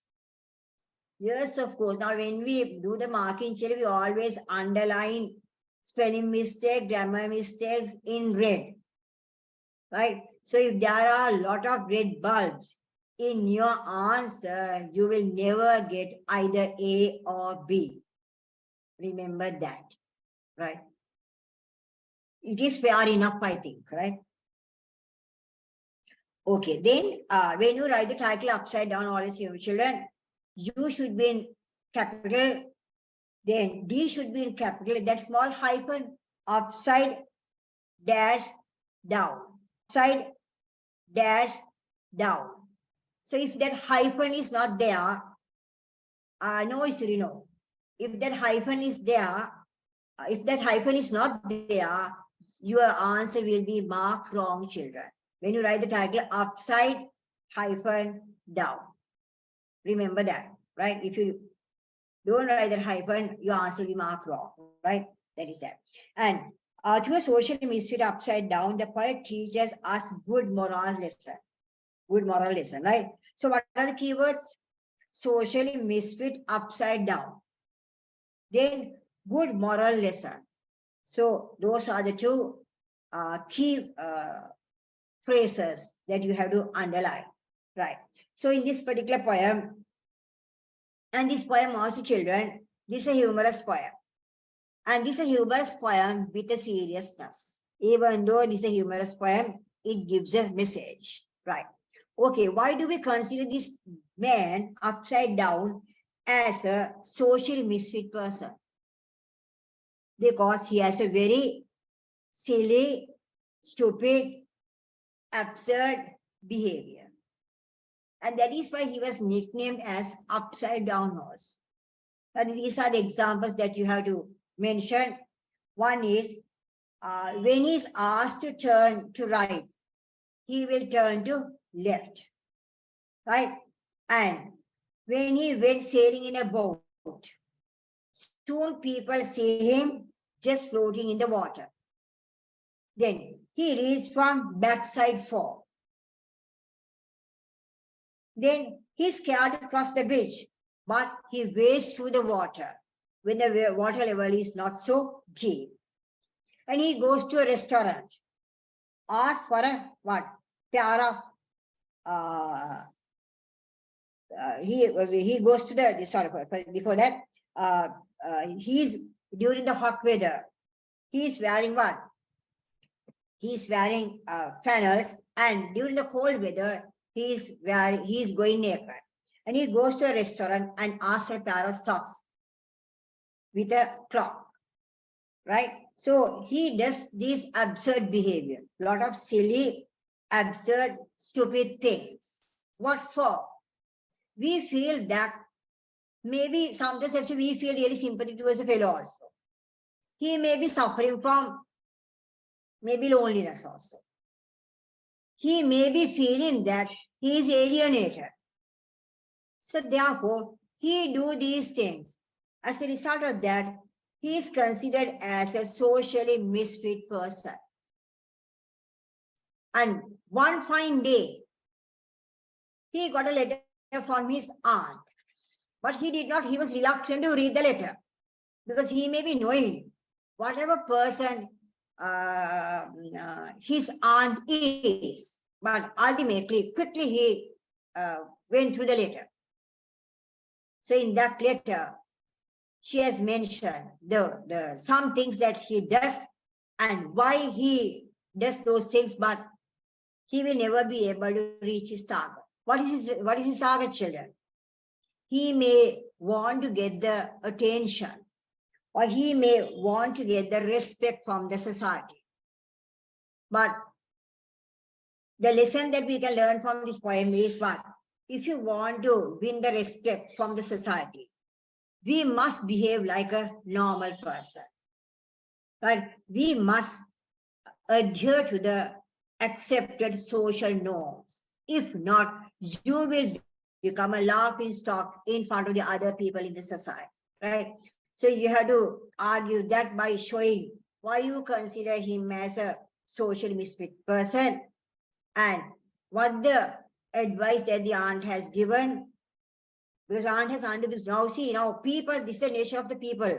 Now they have made him a joker. And there's a place where where the people think that his upside down is better than the circus clown. That is, he is funnier than the circus clown. Now you can see that the people are laughing, not laughing with him, laughing at him. Nobody is trying to correct him. So that is another human weakness that we see among the people in the society, children. When some people have some kind of behavior like this upside down, nobody is trying to correct them. And they are trying to make fun out of him. But his aunt tries to correct him by giving a very good advice. She says, if you want to win the attention or the respect of the people, you must behave like a normal person. Or you must live within the accepted social norms if you want to win the love or draw the attention or to get the respect from the people, right? So you should argue your answer in that way. Did you understand? Right. Okay. Then the next one. How does Gabriel O'Kara create a sense of regret in the poem Once Upon a Time? Now you know that Gabriel O'Kara is a Nigerian poet as well as a novelist. And he was very familiar with this Nigerian culture. And he has taken those things as a resource when writing poetry also. Right? Now when we look at this poem, the question is, what are the keywords, children? How does Gabriel O'Kara create a sense of regret? Regret in the poem Once Upon a Time. Once upon, sense of regret, once upon a time. Right? So that is what you have to show. Right? In the first stanza, when you take the first stanza of the poem. Right? So in the poem, he shows what? Ingenuineness of the present society. Right? Actually, right through the poem, he compares and contrasts the present society with the past. Right? Now he sees that he shows the ingenuineness of the present society. Right? Give me a second. Right? So yes, he says that in the past, how did the people laugh? They laugh with their eyes. They used to laugh with their, they used to laugh with their hearts and with their eyes. So that means when you look at a person, when you look at the face of a person, the genuineness of that person is reflected through his eyes and his smile. Right? Then, but now they only laugh with their teeth. Right? Now they laugh with their teeth, not with their what? Hearts or with their eyes. So it shows the ingenuineness of the modern man, which he feels really unhappy. So he regrets over that. Then further he mentions, there is no true friendship in the modern society. Right? Because in the past, when people shook hands, they shook hands with hearts. But at present, what? The friendship does not depend. There's no real friendship. right? In the present society, friendship depends on what? Wealth. While shaking hands, the other hand is put into his pocket to see whether he has money. If he doesn't have money, they don't want to have any friendship with that person, right? So he's really unhappy and feeling very sorry about the present society or the modern man, right? Then there is no long-lasting friendship in the modern society, children. He feels sense of regret for that as well, because the first day, feels at home, come again. The first day, second day, third day, they will entertain you, but the fourth day, they will not. The doors are closed. So that shows that in the modern world, there is no what long-lasting friendship. Then what else is there? And see, not only that, he too has become a victim of the modern society, children. He is feeling very sorry about that, because he says, what? So I have learned many things. He too has become a victim. He had been a good person once upon a time. By interacting with the society, he too has learned these bad things, right? So I have learned many things. Now see, he's repenting over what he has learned. So there is a sense of regret, right? He has learned to laugh with teeth. He has learned to shake hands without hearts, right? He has learned to pretend to be glad when he is not glad, right? So he says that he has learned something very, very negative. And he has understood that there is pure hypocrisy within him as well, which he did not like it at all, right? So there is sense of regret over the modern society. So then what does he want? That also shows the sense of regret. He's asking the small child. See the last one. So show me, son, how to laugh. Show me how I used to laugh and smile once upon a time when I was like you. Now, when you look at a small child, there is no hypocrisy, right? The smile is a very, very, very, very what? Very genuine smile. Very genuine smile. And they have a very innocent, pure heart. So he knows he too had been like a small child, the good quality that he had once upon a time. By interacting with the society, he has learned a lot of bad qualities, evil qualities. So you know, children, I always believe in this, right? Criminals are not born. Criminals are not born. They are made. By whom? They are made by the society, right? Now see, all the children, they are born to this world like lambs. After some time, by interacting with the society, they become tigers. Tigers can LTT name only, right? Tigers, right? So they adhere to a lot of bad qualities by interacting with the society. That is what has happened, children, right? So he said that he also has learned a lot of bad qualities by interacting with the society. So he feels really sorry. So that is why he's expecting this small child to what? Unlearn all the bad things that he has learned. And at the same time, he says what? He wants to be. So show me, son, how to laugh. Show me how I used to laugh and smile once upon a time when I was like you. He wanted to be a very genuine, very honest person like before. So it shows what?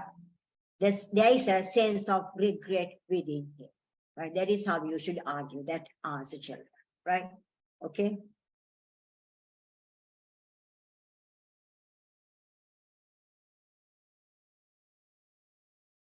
So I said that if they want, they can. Right?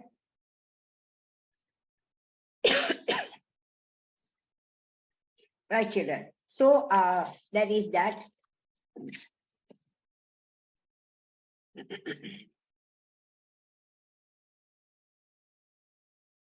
Then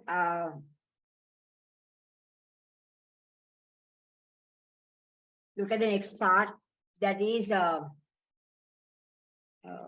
drama, right?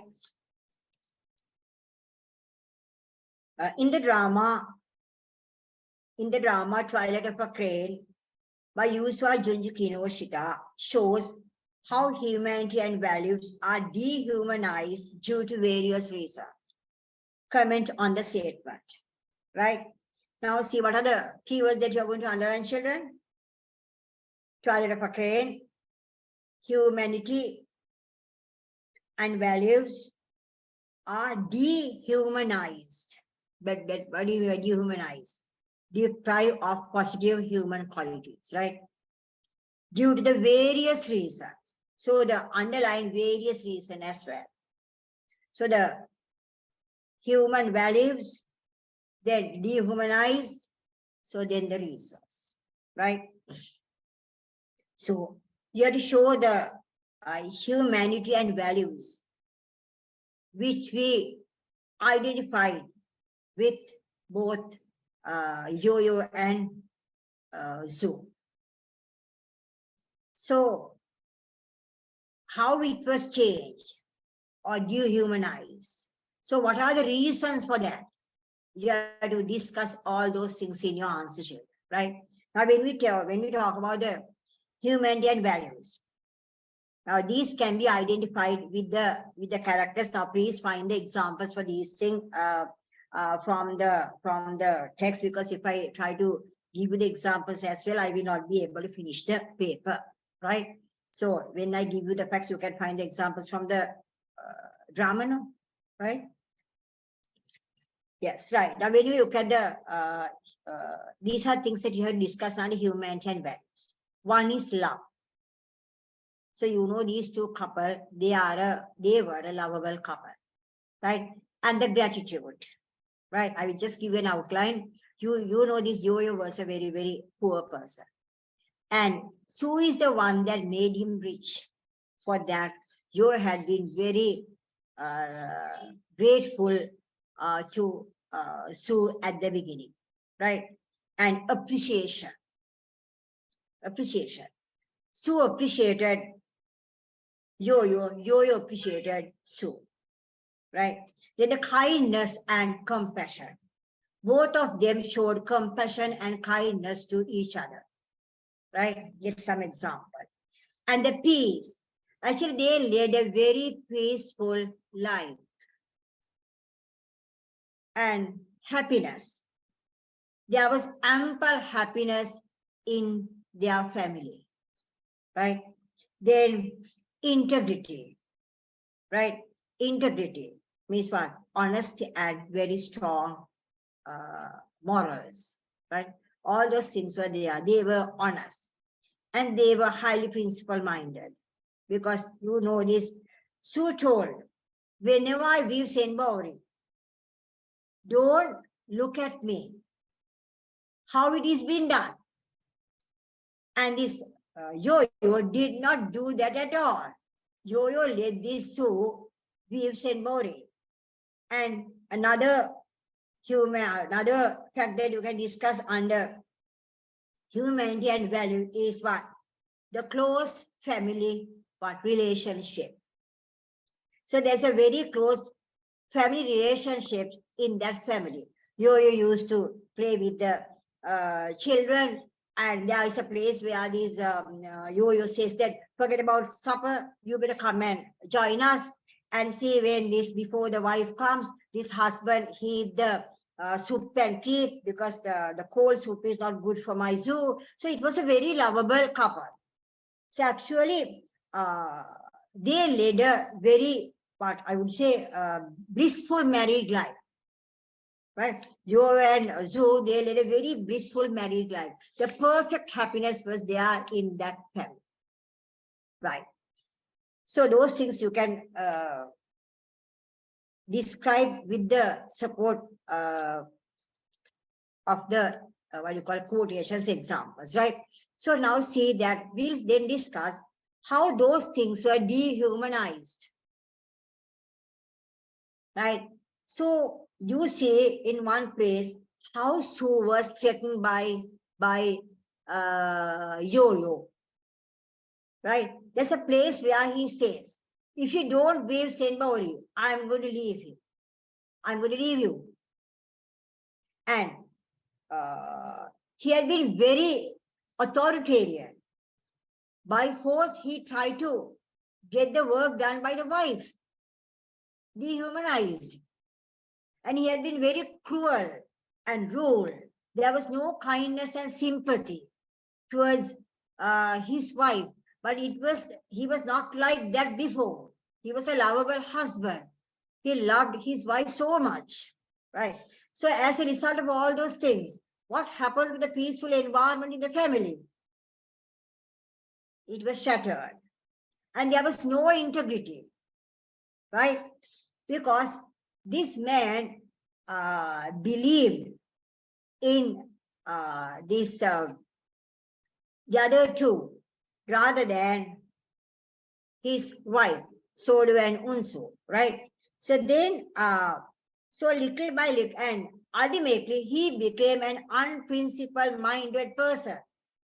He did not keep up with his principle. Wife said, please don't look at me when I'm weaving. So actually he did it. He did not look at, he listened to his wife. But when he was persuaded by these two friends within inverted commas, right? One fine day, he broke all his principles and he watched how it was being done. So he became an unprinciple-minded person, right? Yes. So then see what the reasons for those things.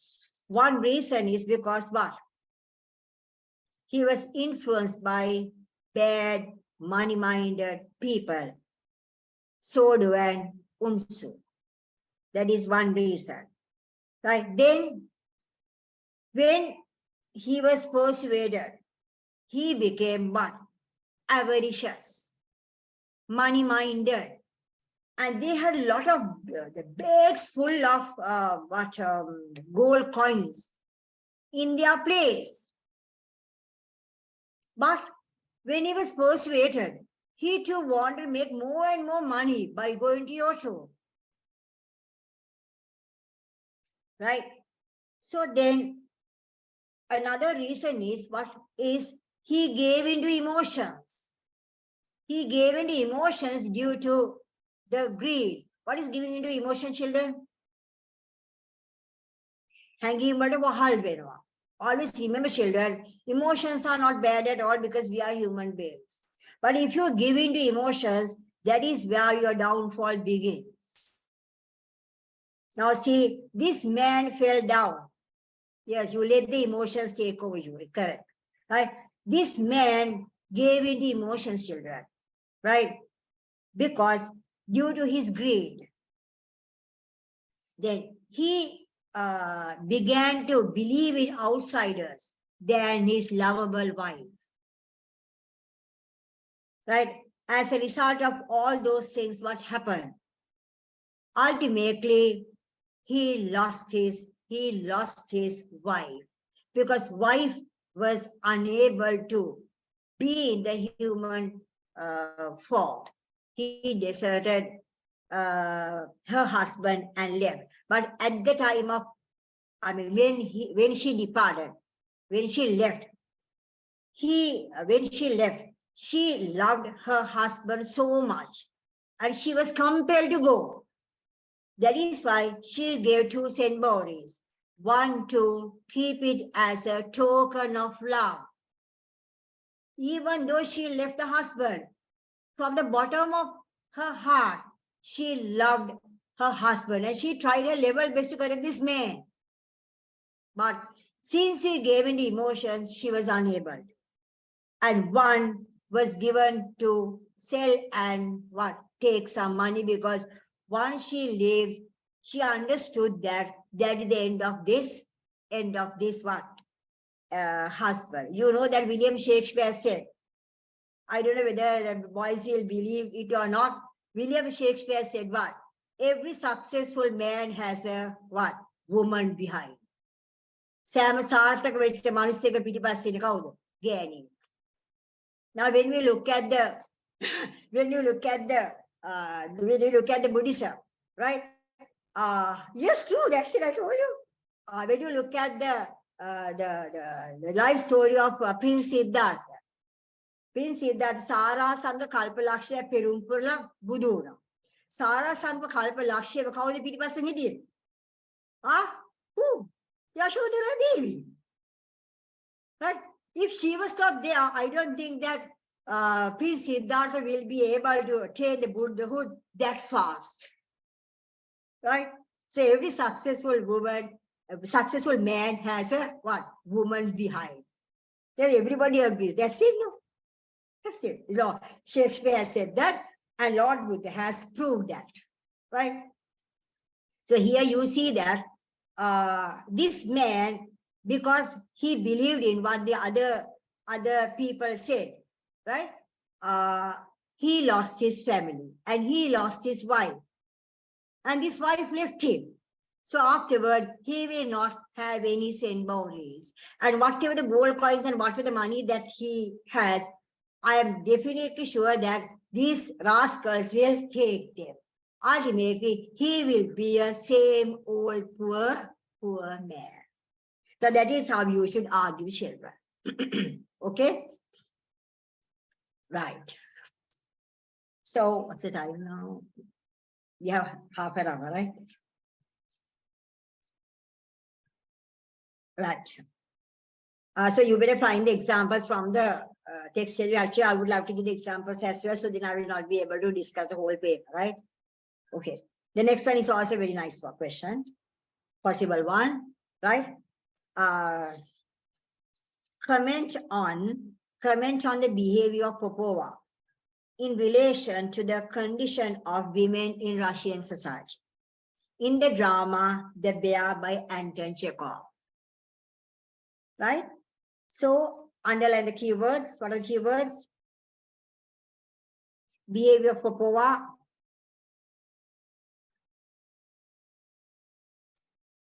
Yes, Sasmika is like this. We need money to live. Accepted. Right? But there is no end to avarice. Avarice can be called tanha. Buduhamla kiyadena mokada? Tanha jayati soko. Right? Tanha dukata mula. Wife understood this man needs money. That is why she sacrificed her feathers and bows and bowries and made bags full of what? Gold coins. But when he became avaricious, there is no end to the avaricious children. Right? There is no end to the tanha. Right? Wanted more and more money, ultimately he lost everything. Right? And we need money to live. They can consult and we need money no child. We must earn, we need money, we must save. But avarice is different. Avaricious means what? Extreme greed for wealth. There is no end to it.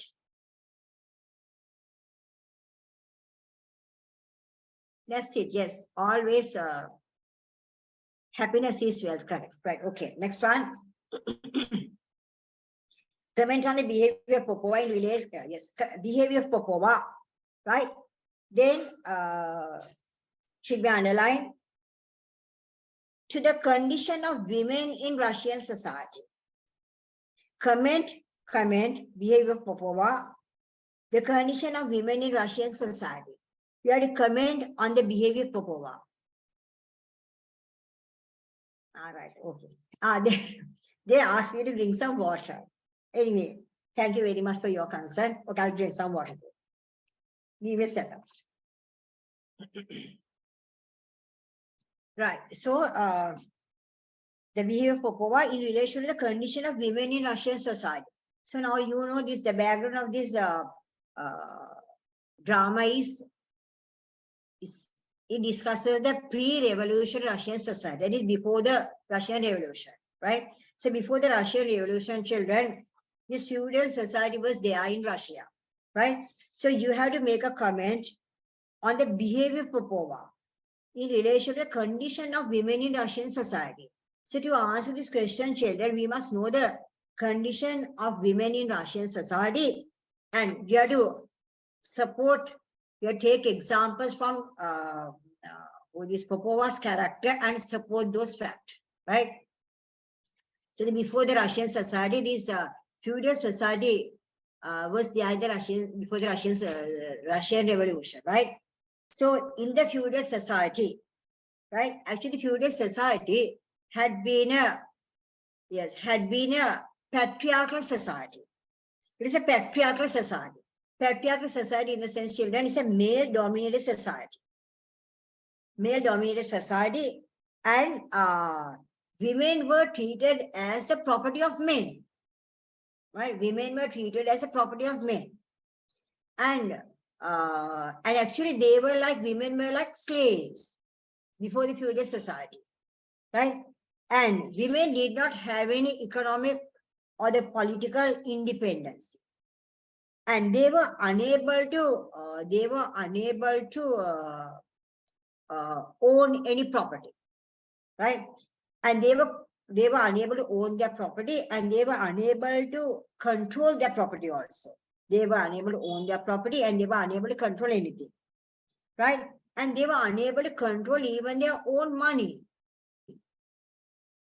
And they were unable to sign any legal documents also, right? And they expected women to be submissive characters.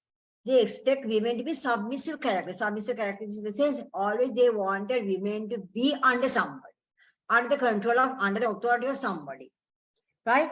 And no equal rights for women, like for men, right?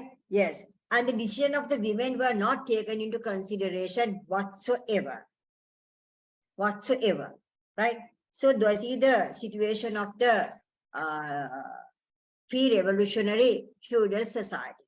So we see that when we look at this drama, right? And the women did not have any freedom at all. Now see, when the women can't control, when the women can't own property, when the women can't control their own money, and women are expected to be submissive characters, and when the women can't sign any legal documents, right? And when there is no equal rights, right? And when there is no economic independency, right? So when you take all those things together, children, all together, we see that the women did not have any freedom at all, and always the women were not respected. But the men always expect respect for them from women. Women were not respected by men, but men always expected respect from women. So that was the society prevailed in the pre-revolutionary Russia, right? So this particular drama is also based on that society, right? Now when we look at, and even by law, this is a worst scenario, children, even by law, women can be beaten by men. How do you like it? That means the domestic violence was entertained in the pre-revolutionary Russian society, right? Yes, a very pathetic situation, right? So you see that when you take Popova's character, right? You see that the husband has died, right? Husband has died, and she did not come out, even though she was persuaded by Luca, right? And she herself says that he had been a womanizer, he had been an unfaithful man, but still she is going to be faithful to her husband even after his death, because children, that is what the society expected. Right? When Smirnov came and asked for money, she says that I don't have money. And you have to wait until my steward comes. Because in that particular society, women were not given a chance to handle even her own money. It should be handled by either husband or uncle or brother or by any male figure.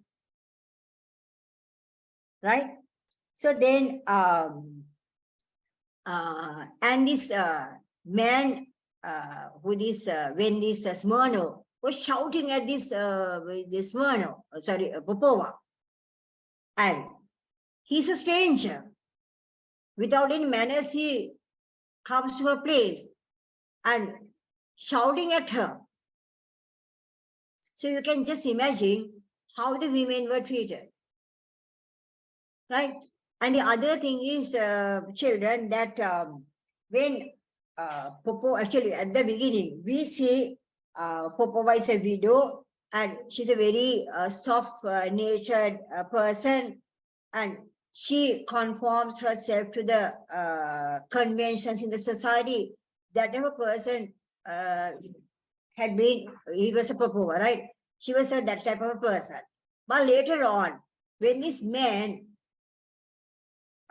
talked like that to Popova, she also lost her temper, right? So then there's a place, I hope you can remember, there's a place where this Myrno says, don't think that I'm a woman.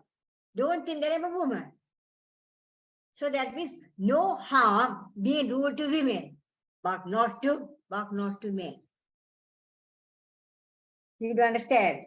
So, and there's a place where this Popova says, when she fought in the sense now, she was not a soft-spoken character towards the end, because she also lost her temper, right? So then this man says, Simona says, if you want to have equal rights, let's fight. Fight with what? Fight with pistols. So it shows that the equal rights was not given to women. Did you understand? Right. So towards the end, children, what happened was this man got infatuated by the beauty of Popova, right? And Popova also fell in love with this man and ultimately decided to marry this man. And it is nice to highlight the place where, now at the beginning, when this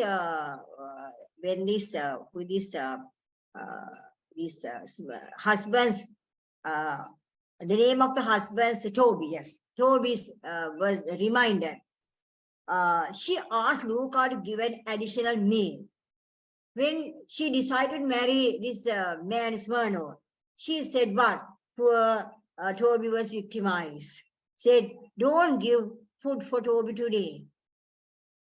So that shows that how much she wanted, how much she was longing to get herself emancipated, to get the freedom, right? And there's another place where she's mourning by putting all the makeups onto her face. So that is shows that she mourns because the society expects, not that she really wants to, right? So that is how you should argue, children. You understand? Right. Right? 1, 2, 3, 4, 5, 6. Right.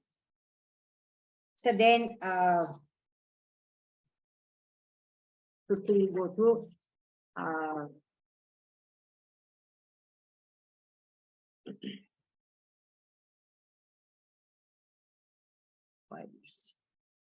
right. Then when you look at these prose questions, the first one is not difficult at all, because you have to support these things. Take an example from the show story, like intelligence, practicality, vivid imaginations, and a sense of humor are the chief characteristics of Nicholas in the story. The Lumberroom by Saki. Do you agree? Yes, we have to agree, right? So we shows all these things in Nicholas's character. He's very intelligent, practical, rich in imagination, and there is sense of humor in him as well, right? So you have to take examples from the show story to support this. Now, when you take the intelligence, we see even to show that the adults are not always wise and better. What he did was he took a frog and put into his wholesome within your kvass bread and milk, right? Then towards the end, when the aunt was in the rainwater tank, right? He pretends that he can't recognize her voice, aunt's voice. Shows his intelligence, right? And how he plans to enter the lumber room also shows his intelligence, right? Because now he let the aunt think that he's interested in going to the gooseberry garden, but he went to the lumber room. Then he's intelligent in this as well. Now he went to the lumber room, and while he was in the lumber room, he heard that the aunt was shouting. So then he came out, locked the key, and put the key in the correct place. Then nobody knows that he has opened the lumber room. That also shows his intelligence, even though he's a small child. Then he's practical. One is he had a long germinating plan in his head to go into the lumber room. He took the key and he took the classroom key in his school and he practiced that in the school how to open a door by using a key, right? It shows that he's practical, right? And another thing that we took that example earlier also, he's very practical because he took the key, he went to the lumber room, and he kept the key at the correct place, right? Now, yeah, Tani, you don't have to agree always, but this particular question you have to agree because all those examples are there in the show story. If you don't agree with this particular question, grammar room question, there is nothing for you to support. So you have to decide whether to agree or whether to disagree. It depends on the question, right? There are no hard and fast rules that you must always agree. No, you can say I disagree, but provided that you can support the facts, right? Right. Then vivid imagination, right? So you see that how he created a story by looking at the design in the tapestry. Partially disagree. Now I think it's better to write one-sided answers, children.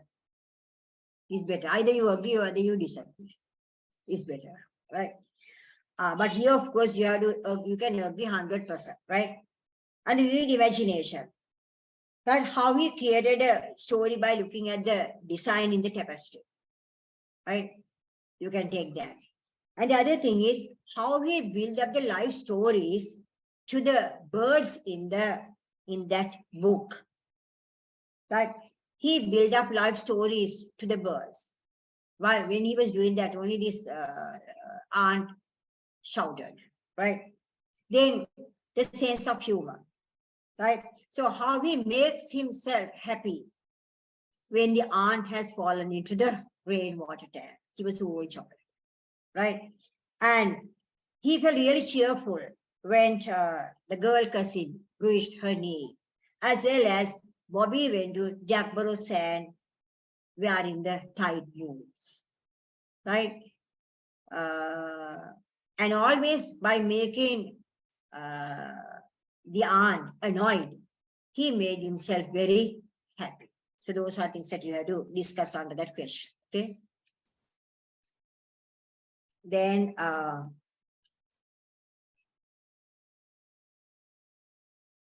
right, the next question is,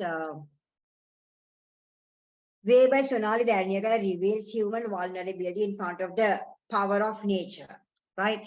So they are underlined wave, then human vulnerability, then in front of power of nature, right? Maximum marks for what? Is it that questions? Maximum mark, no child will get 40. Once in a blue moon, the child will get 30. That means if your answer is a very excellent answer, once in a blue moon. But 12, of course, if your answer is a very good answer, you can get 12. And 11, 10 is an average answer. But less than 10 means below par, right?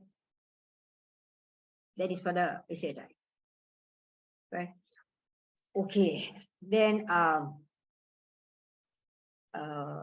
next one is what? Yes, whereby Sonali Dharanyagala reveals human vulnerability. What is vulnerability? To be a victim of something, right? If you want to get A, you have to get 75 above. You have to get 75 above. And it is not a difficult thing, child, you can get it. Nothing to worry, right? Yes. Whereby Sonali Dharanyagala, yes. Human vulnerability. Your online wave, human vulnerability in front of what? The power of nature. Wave, human vulnerability, the power of nature. How did the human beings victimize, or how they became the victims in the face of power of nature? If you simplify that question, that's the meaning of it. So that means nature has overpowered human beings. So therefore, human beings became victims. Right. So you know this particular prose passage is a prose passage based on the real life experience that Sonali Dharanyagala had. Right, when she faced tsunami in Sri Lanka on the 26th of December 2004, right? So, and when you talk about the vulnerability in front of the power of nature, how these people exposed to danger in front of the power of nature. Now, always it's like these children, whatever befalls the earth means nature. Whatever happens to nature, whatever befalls the earth, befalls the sons of the earth. So we are the sons of the earth, the human beings. So whatever happens to nature will happen to us in return. If we destroy nature, nature will destroy us in return. Now see, even in Sri Lanka, a tsunami is a natural condition, right? And actually we should have saved some human beings, human lives, if we maintain the coastal line properly. When the coastal line was destroyed, there is no mangrove. Instead, people have put up hotels, restaurants, then houses, this and that. When tsunami came, what happened was all those things were destroyed, including the human beings. So that is what happened. If we destroy nature, nature will destroy us in return. So we should have prevented something. We should have reduced the disaster if there was mangrove in the coastal line, right? So when we talk about this vulnerability in front of the power of nature, right? Now we see that the examples that the facts that we have to take is, see, when they saw the waves coming towards the hotel, right? So what did they do? They ran for life. So that means what? They were scared of nature and they ran for life. So that is one thing. And another thing is, in front of the power of nature, Sonali forgot her parents because Sonali lost her what? Rational thinking. And people are guided by their instinct. They lose their rational thinking rational thinking in front of the power of nature. She was guided by her instinct, right? And they stopped. This unknown man stopped the vehicle, where? Jeep. So they got into that. So under normal condition, we never get into the vehicles of unknown people, right? So we see that how people became helpless in front of the power of nature. And we go to the extent of getting help from unknown people, right? Then nature, the water has the power to topple the jeep with the people. The jeep was toppled, right? So that also shows the power of nature. Not only that, right? The worst part is, in front of the power of nature, what happened? A lot of people, they lost their lives forever. A lot of people died. So that shows the vulnerability in front of the power of nature, right? So I think we discussed about 7, 8 facts. That is more than enough. So you have to support those things, taken examples from the prose passage, right? Okay. Then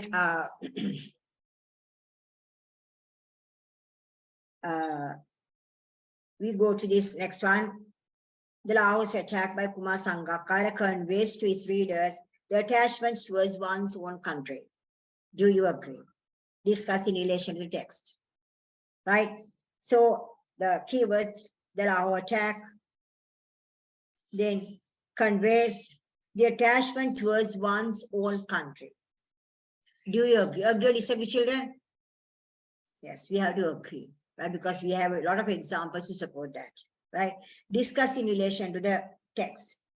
So when you write this answer, children, you just give a brief introduction of the speech, right?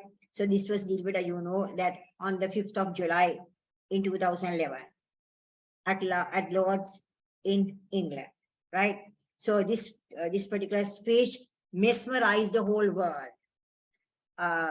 Mesmerized the whole world by its what? Sincerity, dignity, then patriotism, and the elocution force of his speech, because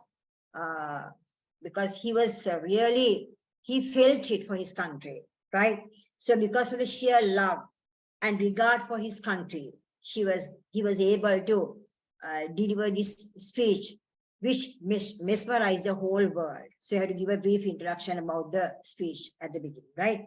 So then the question is, children, conveys his readers the attachments towards one's country, right? So what are the examples that you can bring, right? So in this speech, Kumar Sangakkara showed the courage and the selflessness of Sri Lanka, right?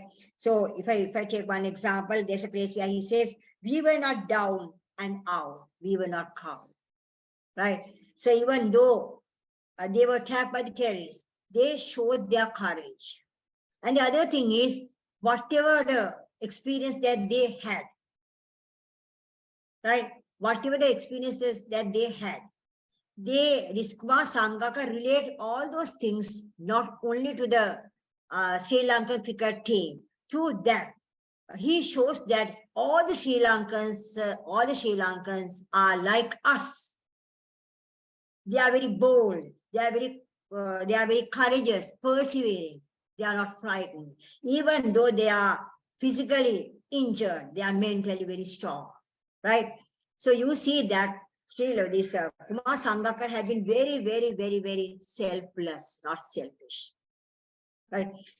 Through the experience that he had and his team had, he showed the whole world, all the Sri Lankans are like this, right? So you have to take a lot of examples, right? And there's a place where he said that all the Sri Lankans can be, they identify themselves as what? Unofficial ambassadors. They are not ambassadors, but unofficial ambassadors. Why? They show the whole world, all the Sri Lankans are like this. So that is why he compared them to unofficial ambassadors, children, right? And see, and there's another place where you can take his encounter with the soldier at the checkpoint, right? Soldier at the checkpoint, right? Actually shows his what? Empathy, self-respect, humbleness, and humanity, right?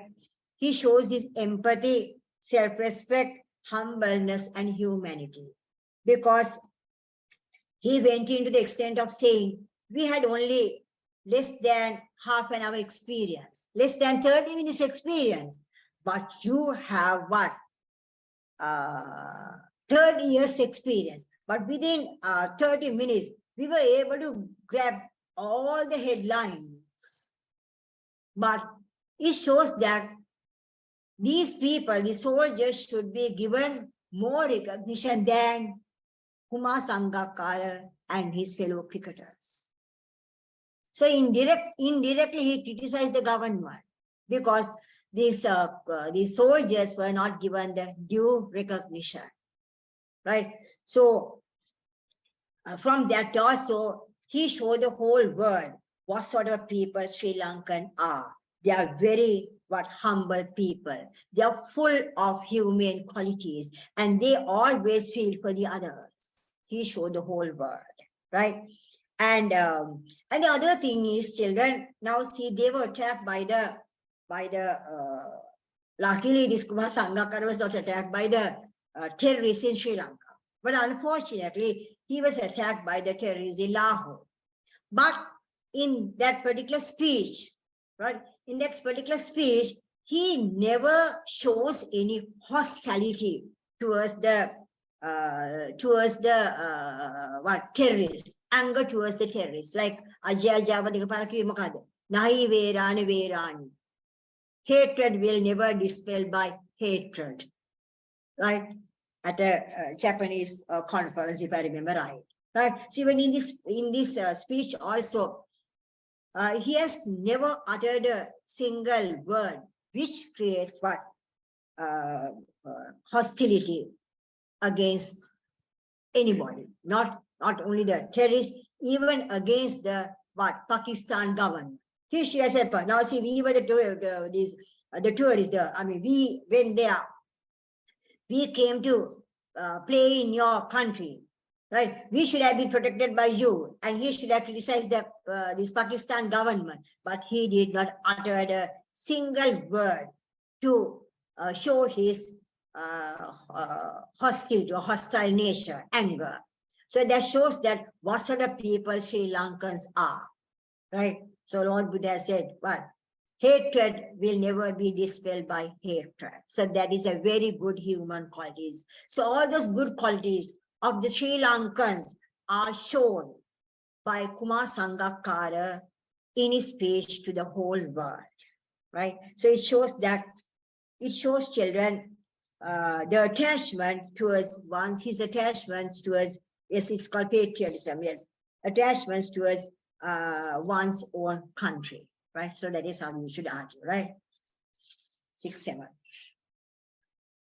Right. Then the next one. Okay, we'll quickly go through. Even though the story The Nightingale and the Rose by Oscar Wilde is a fairy tale, it educates modern society too. Do you agree? Right? Do you agree? Now see, these are the words that you should underline, children. The Nightingale and the Rose, right? Fairy tale, educates modern society. Right? In your answer, we have to show the elements of fairy tale, as well as how this particular show story educates the society, right? So when you look at the characteristics of the fairy tales, one is it relates to the past, right? So that is how certain show story starts, like they are set in the past, or they start like what? Once upon a time. Even when you look at this show story also, it's set in the past, right? And always these fairy tales, they based on what? Fictional story. And this is also the same, right? And there are folkloric characters in a fairy tale. Folkloric characters in the sense the animals talk and the trees talk, right? So you can see this oak tree talks and the lizard talks. All these things are there in this particular story as well. Then there are far-fetched sequence of events. There are far-fetched sequence of events in a what do you call this, fairy tale. And here also we see them, right? So how the nightingale sacrifice, how the nightingale gives his what, the heart, blood, and bloom a red rose. There are so many things, right? How the nightingale goes from tree to tree to find a red rose, right? Then, and there is a lot of what? Fantasy. There are a lot of fantasy in a fairy tale. And at the same time, you can see that the setting is highly enchanting. You can see forest, then flowers, fairies, balls.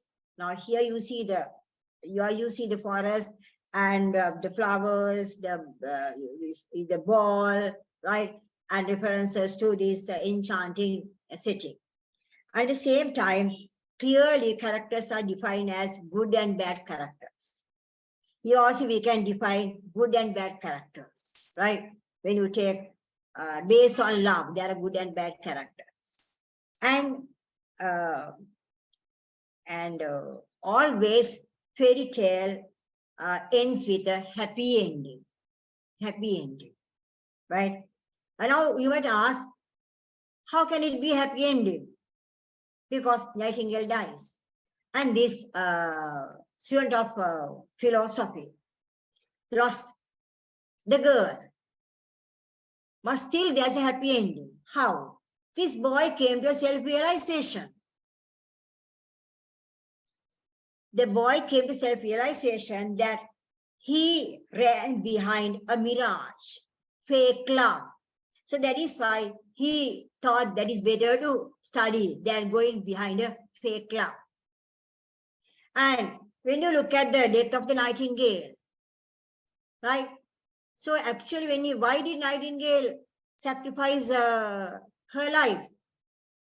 Because Nightingale thought that this love relationship is a what? Spiritual love relationship. So therefore, Nightingale did not want these two to break up. So Nightingale thought that by giving a red rose, Nightingale can strengthen the love relationship, because true love always entails sacrifice, right? So therefore, we can't say that there is a sad ending, right? Okay, so that is how, and there's another one, sorry, the next part of the question. It educates modern society. It educates modern society. How does it educate modern society? What is the moral that we can take? Right, one is, children, true love does not depend on materialistic things. True love does not depend on materialistic things. Where, you know, this girl, she dropped this boy and gave her word to Chamberlain's nephew because of the what? Jewels, right? Then another lesson that we can learn is what? Monetary value cannot be given to love. You can say this love is 2 lakhs, this love is 3 lakhs. No, the monetary value cannot be given to love. That's another lesson. Another thing is what? True love always entails sacrifice. Even if you lose it, if you can wish the other person a successful married life with another person, that shows that you are a true lover, because you are ready to sacrifice either the girl or the boy whom you have fallen in love, not to go and stab her or him with a dagger and kill, right? That is not true love, children. If you can wish that person a successful, blissful married life, even with another person, that shows that you are a true lover, right? Okay, fine. Then another one is, children, theoretical education.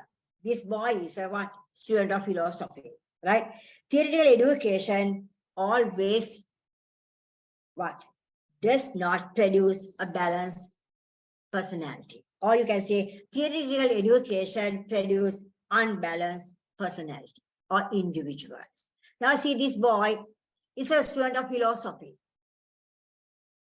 He knows everything which was written down, but he was unable, as far as love is concerned, he was highly immature. When this girl asked to bring her red rose in winter, he should understand that you can't find red roses or any rose in winter. But like a fool, he threw himself on the ground and started what? Crying. Right? So the education that he has got have not made him a what? Balanced personality. So theoretical education produce unbalanced, sometimes, not always, right? Sometimes produce unbalanced personalities or individuals. So those are the lessons that we can learn from this particular short story. Right, okay. Then we'll quickly go back to the novel, right? Right.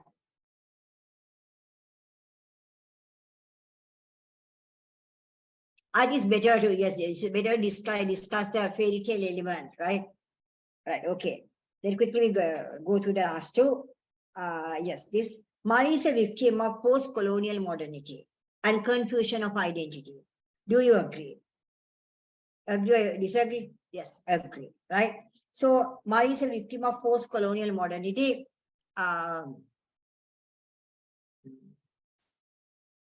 Then because now see underline the keywords, victim of post-colonial modernity, right? And underline confusion of identity. So you know what post-colonial is. That is after they got the freedom in 1947. Before that, they too were under foreigners. So as a result of that, we were influenced by their culture, tradition, and things. Even English medium education is also as a result of what? Post-colonialism, right? So Mali is a victim of post-colonial modernity and confusion identity. So do you agree? Yes, we have to agree, right? So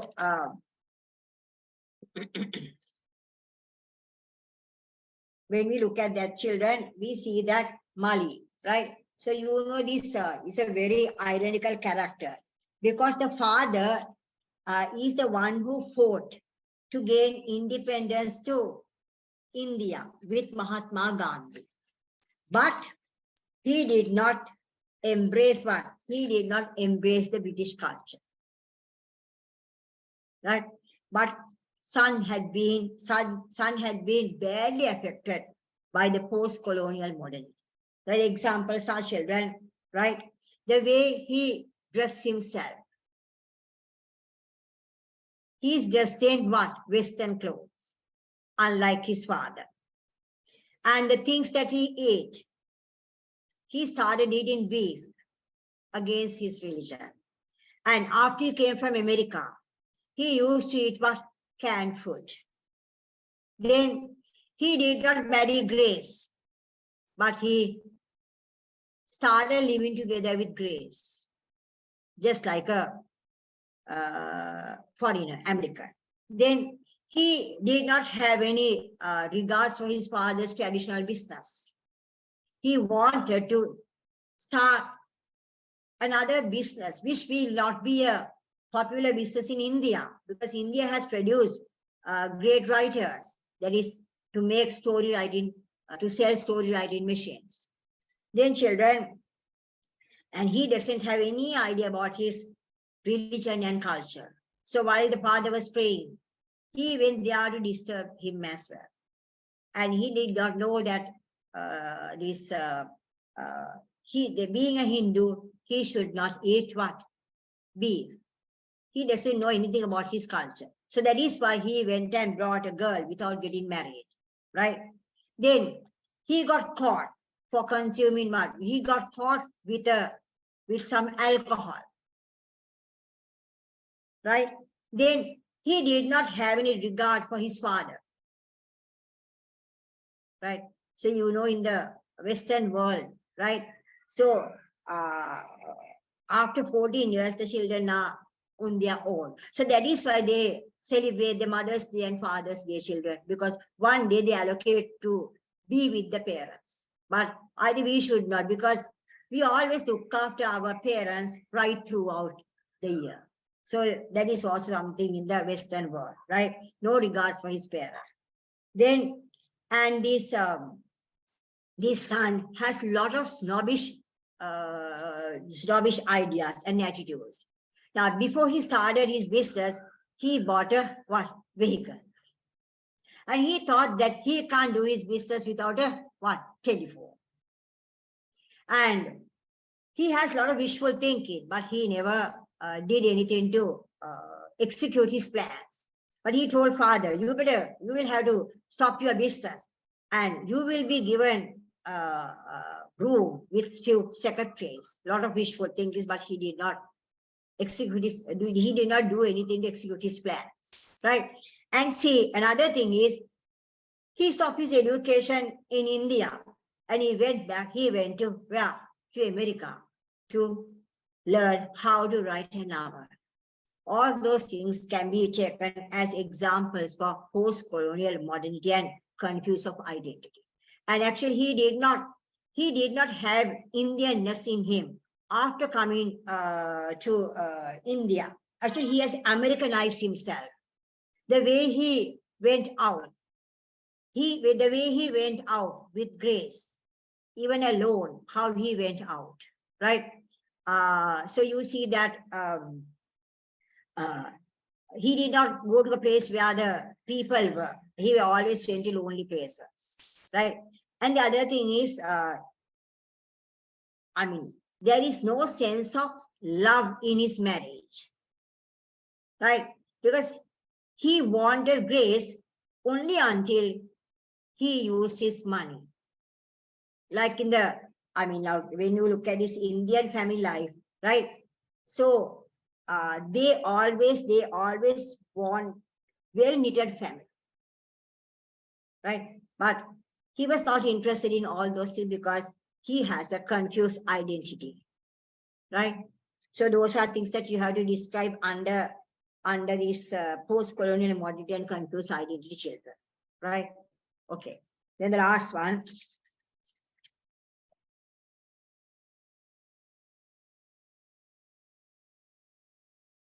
The last one is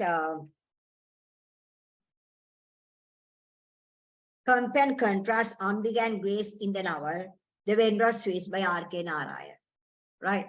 So when you look at these two, right? So these two are female figures, right? And both of them love their husbands. Grace, of course, with the inverted commas husbands, because they were not married. And both of them love their husbands, and both of them expected love from them, right? And both of them wanted to have a very peaceful family environment, right? Even though the Grace was not married, she also expected a peaceful family environment. So that is why she dressed herself like an Indian, and she wanted to help Jagan, right?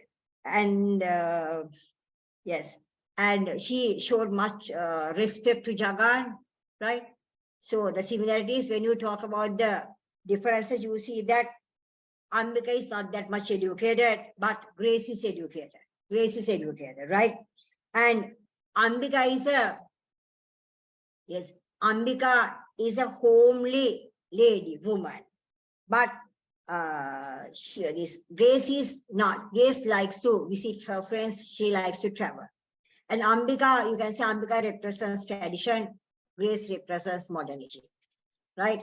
And Ambika is depending on her husband, and Grace always trying to be independent, right? She came even to India with some money, and that was taken by Mal, right?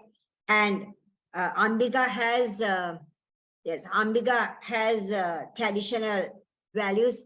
This Grace has Western traditional attitudes. Ambika has traditional attitudes. Grace has what? Western attitudes. Now you know that Ambika did not involve in Jagan's business at all. But but this Grace, of course, she involved in this Mali's business matters, right? Then you can say that, and this Ambika, she was longing to get a baby, right? You know that she went to so many places to get a baby, but there's a place where this Grace said that, luckily, I don't have a child, right?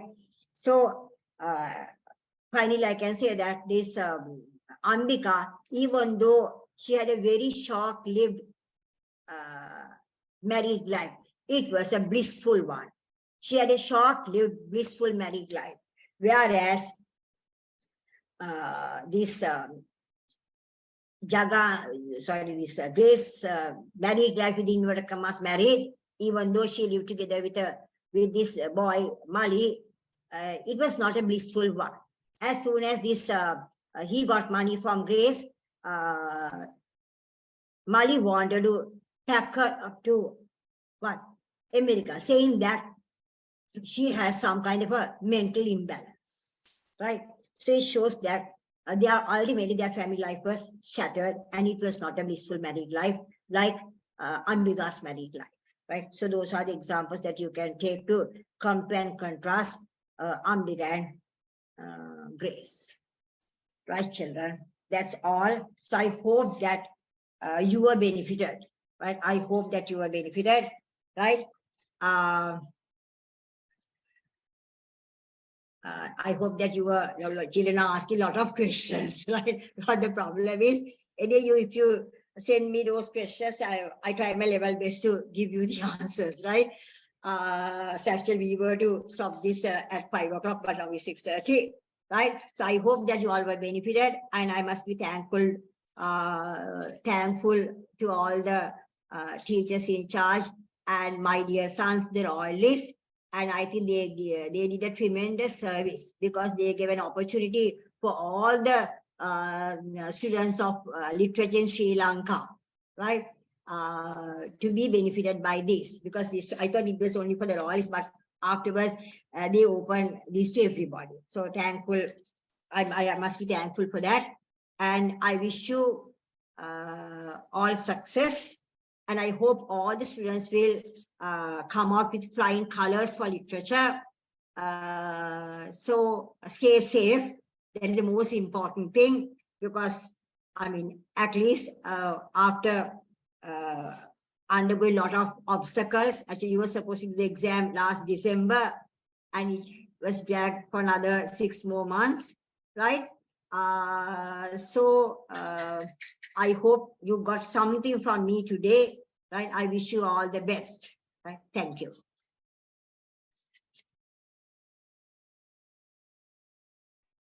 Thank you very much, Miss, for that very insightful session. I'm sure all our participants, including me, benefited very much from it. Furthermore, I'd like to thank you for taking time out of your very tight schedule, I'm sure, to be with us and relieve the stress somewhat of the students who are to be facing the ordinary level examination this end of this month. So to bring to an end today's proceedings formally, I now invite Hirun Senimiratna, the project chairman of the ordinary level English literature seminar, to deliver the vote of thanks. Thank you, Kalia. Good evening to you all. Guest lecturer, Mrs.Indramali Amarabandu, teacher in charge, teachers, prefects, top board members, fellow royalists, and other invitees. On behalf of the Advanced English Skills Improvement Unit of Royal College, I'd like to express our heartfelt gratitude to everyone who had made this event a resounding success. First and foremost, I'd like to extend our deepest gratitude to our guest lecturer, Mrs.Indramali Amarabandu, for accepting our invitation and gracing our event with her expertise and sharing her profound knowledge with us. Thank you, madam. We are immensely grateful for contributing your valuable time and effort towards the success of this project. I'd also like to express our appreciation to the teacher in charge of AESIU, Mrs. Vasana Vijayasinghe. Thank you, madam, for always staying with us and encouraging us even at the challenging moments to achieve our goals. We are also grateful to Mrs. Indramali for supporting us throughout these years to build a strong community in our club. We are also grateful to our Prefects Council for always providing us with advice and empowering us to reach our full potential. Furthermore, I want to extend thanks to our past top board members for providing us with guidance. Also to our present top board and my beloved organizing committee for working tirelessly around the clock to bring this lecture to life. Kalya, Sanuka, Yashika, and Anupa, thank you very much. Finally, I mention our deep sense of appreciation to everyone who attended this seminar and enriched our event by actively engaging throughout the session. Last but not least, I extend my sincere gratitude to everyone who supported us in various aspects to enlighten our event. I hope that knowledge gained during this seminar will surely benefit you in your examination. On behalf of the Advanced English Skills Improvement Unit of Royal College, I wish you the very best and good luck. Thank you and good night. Good night.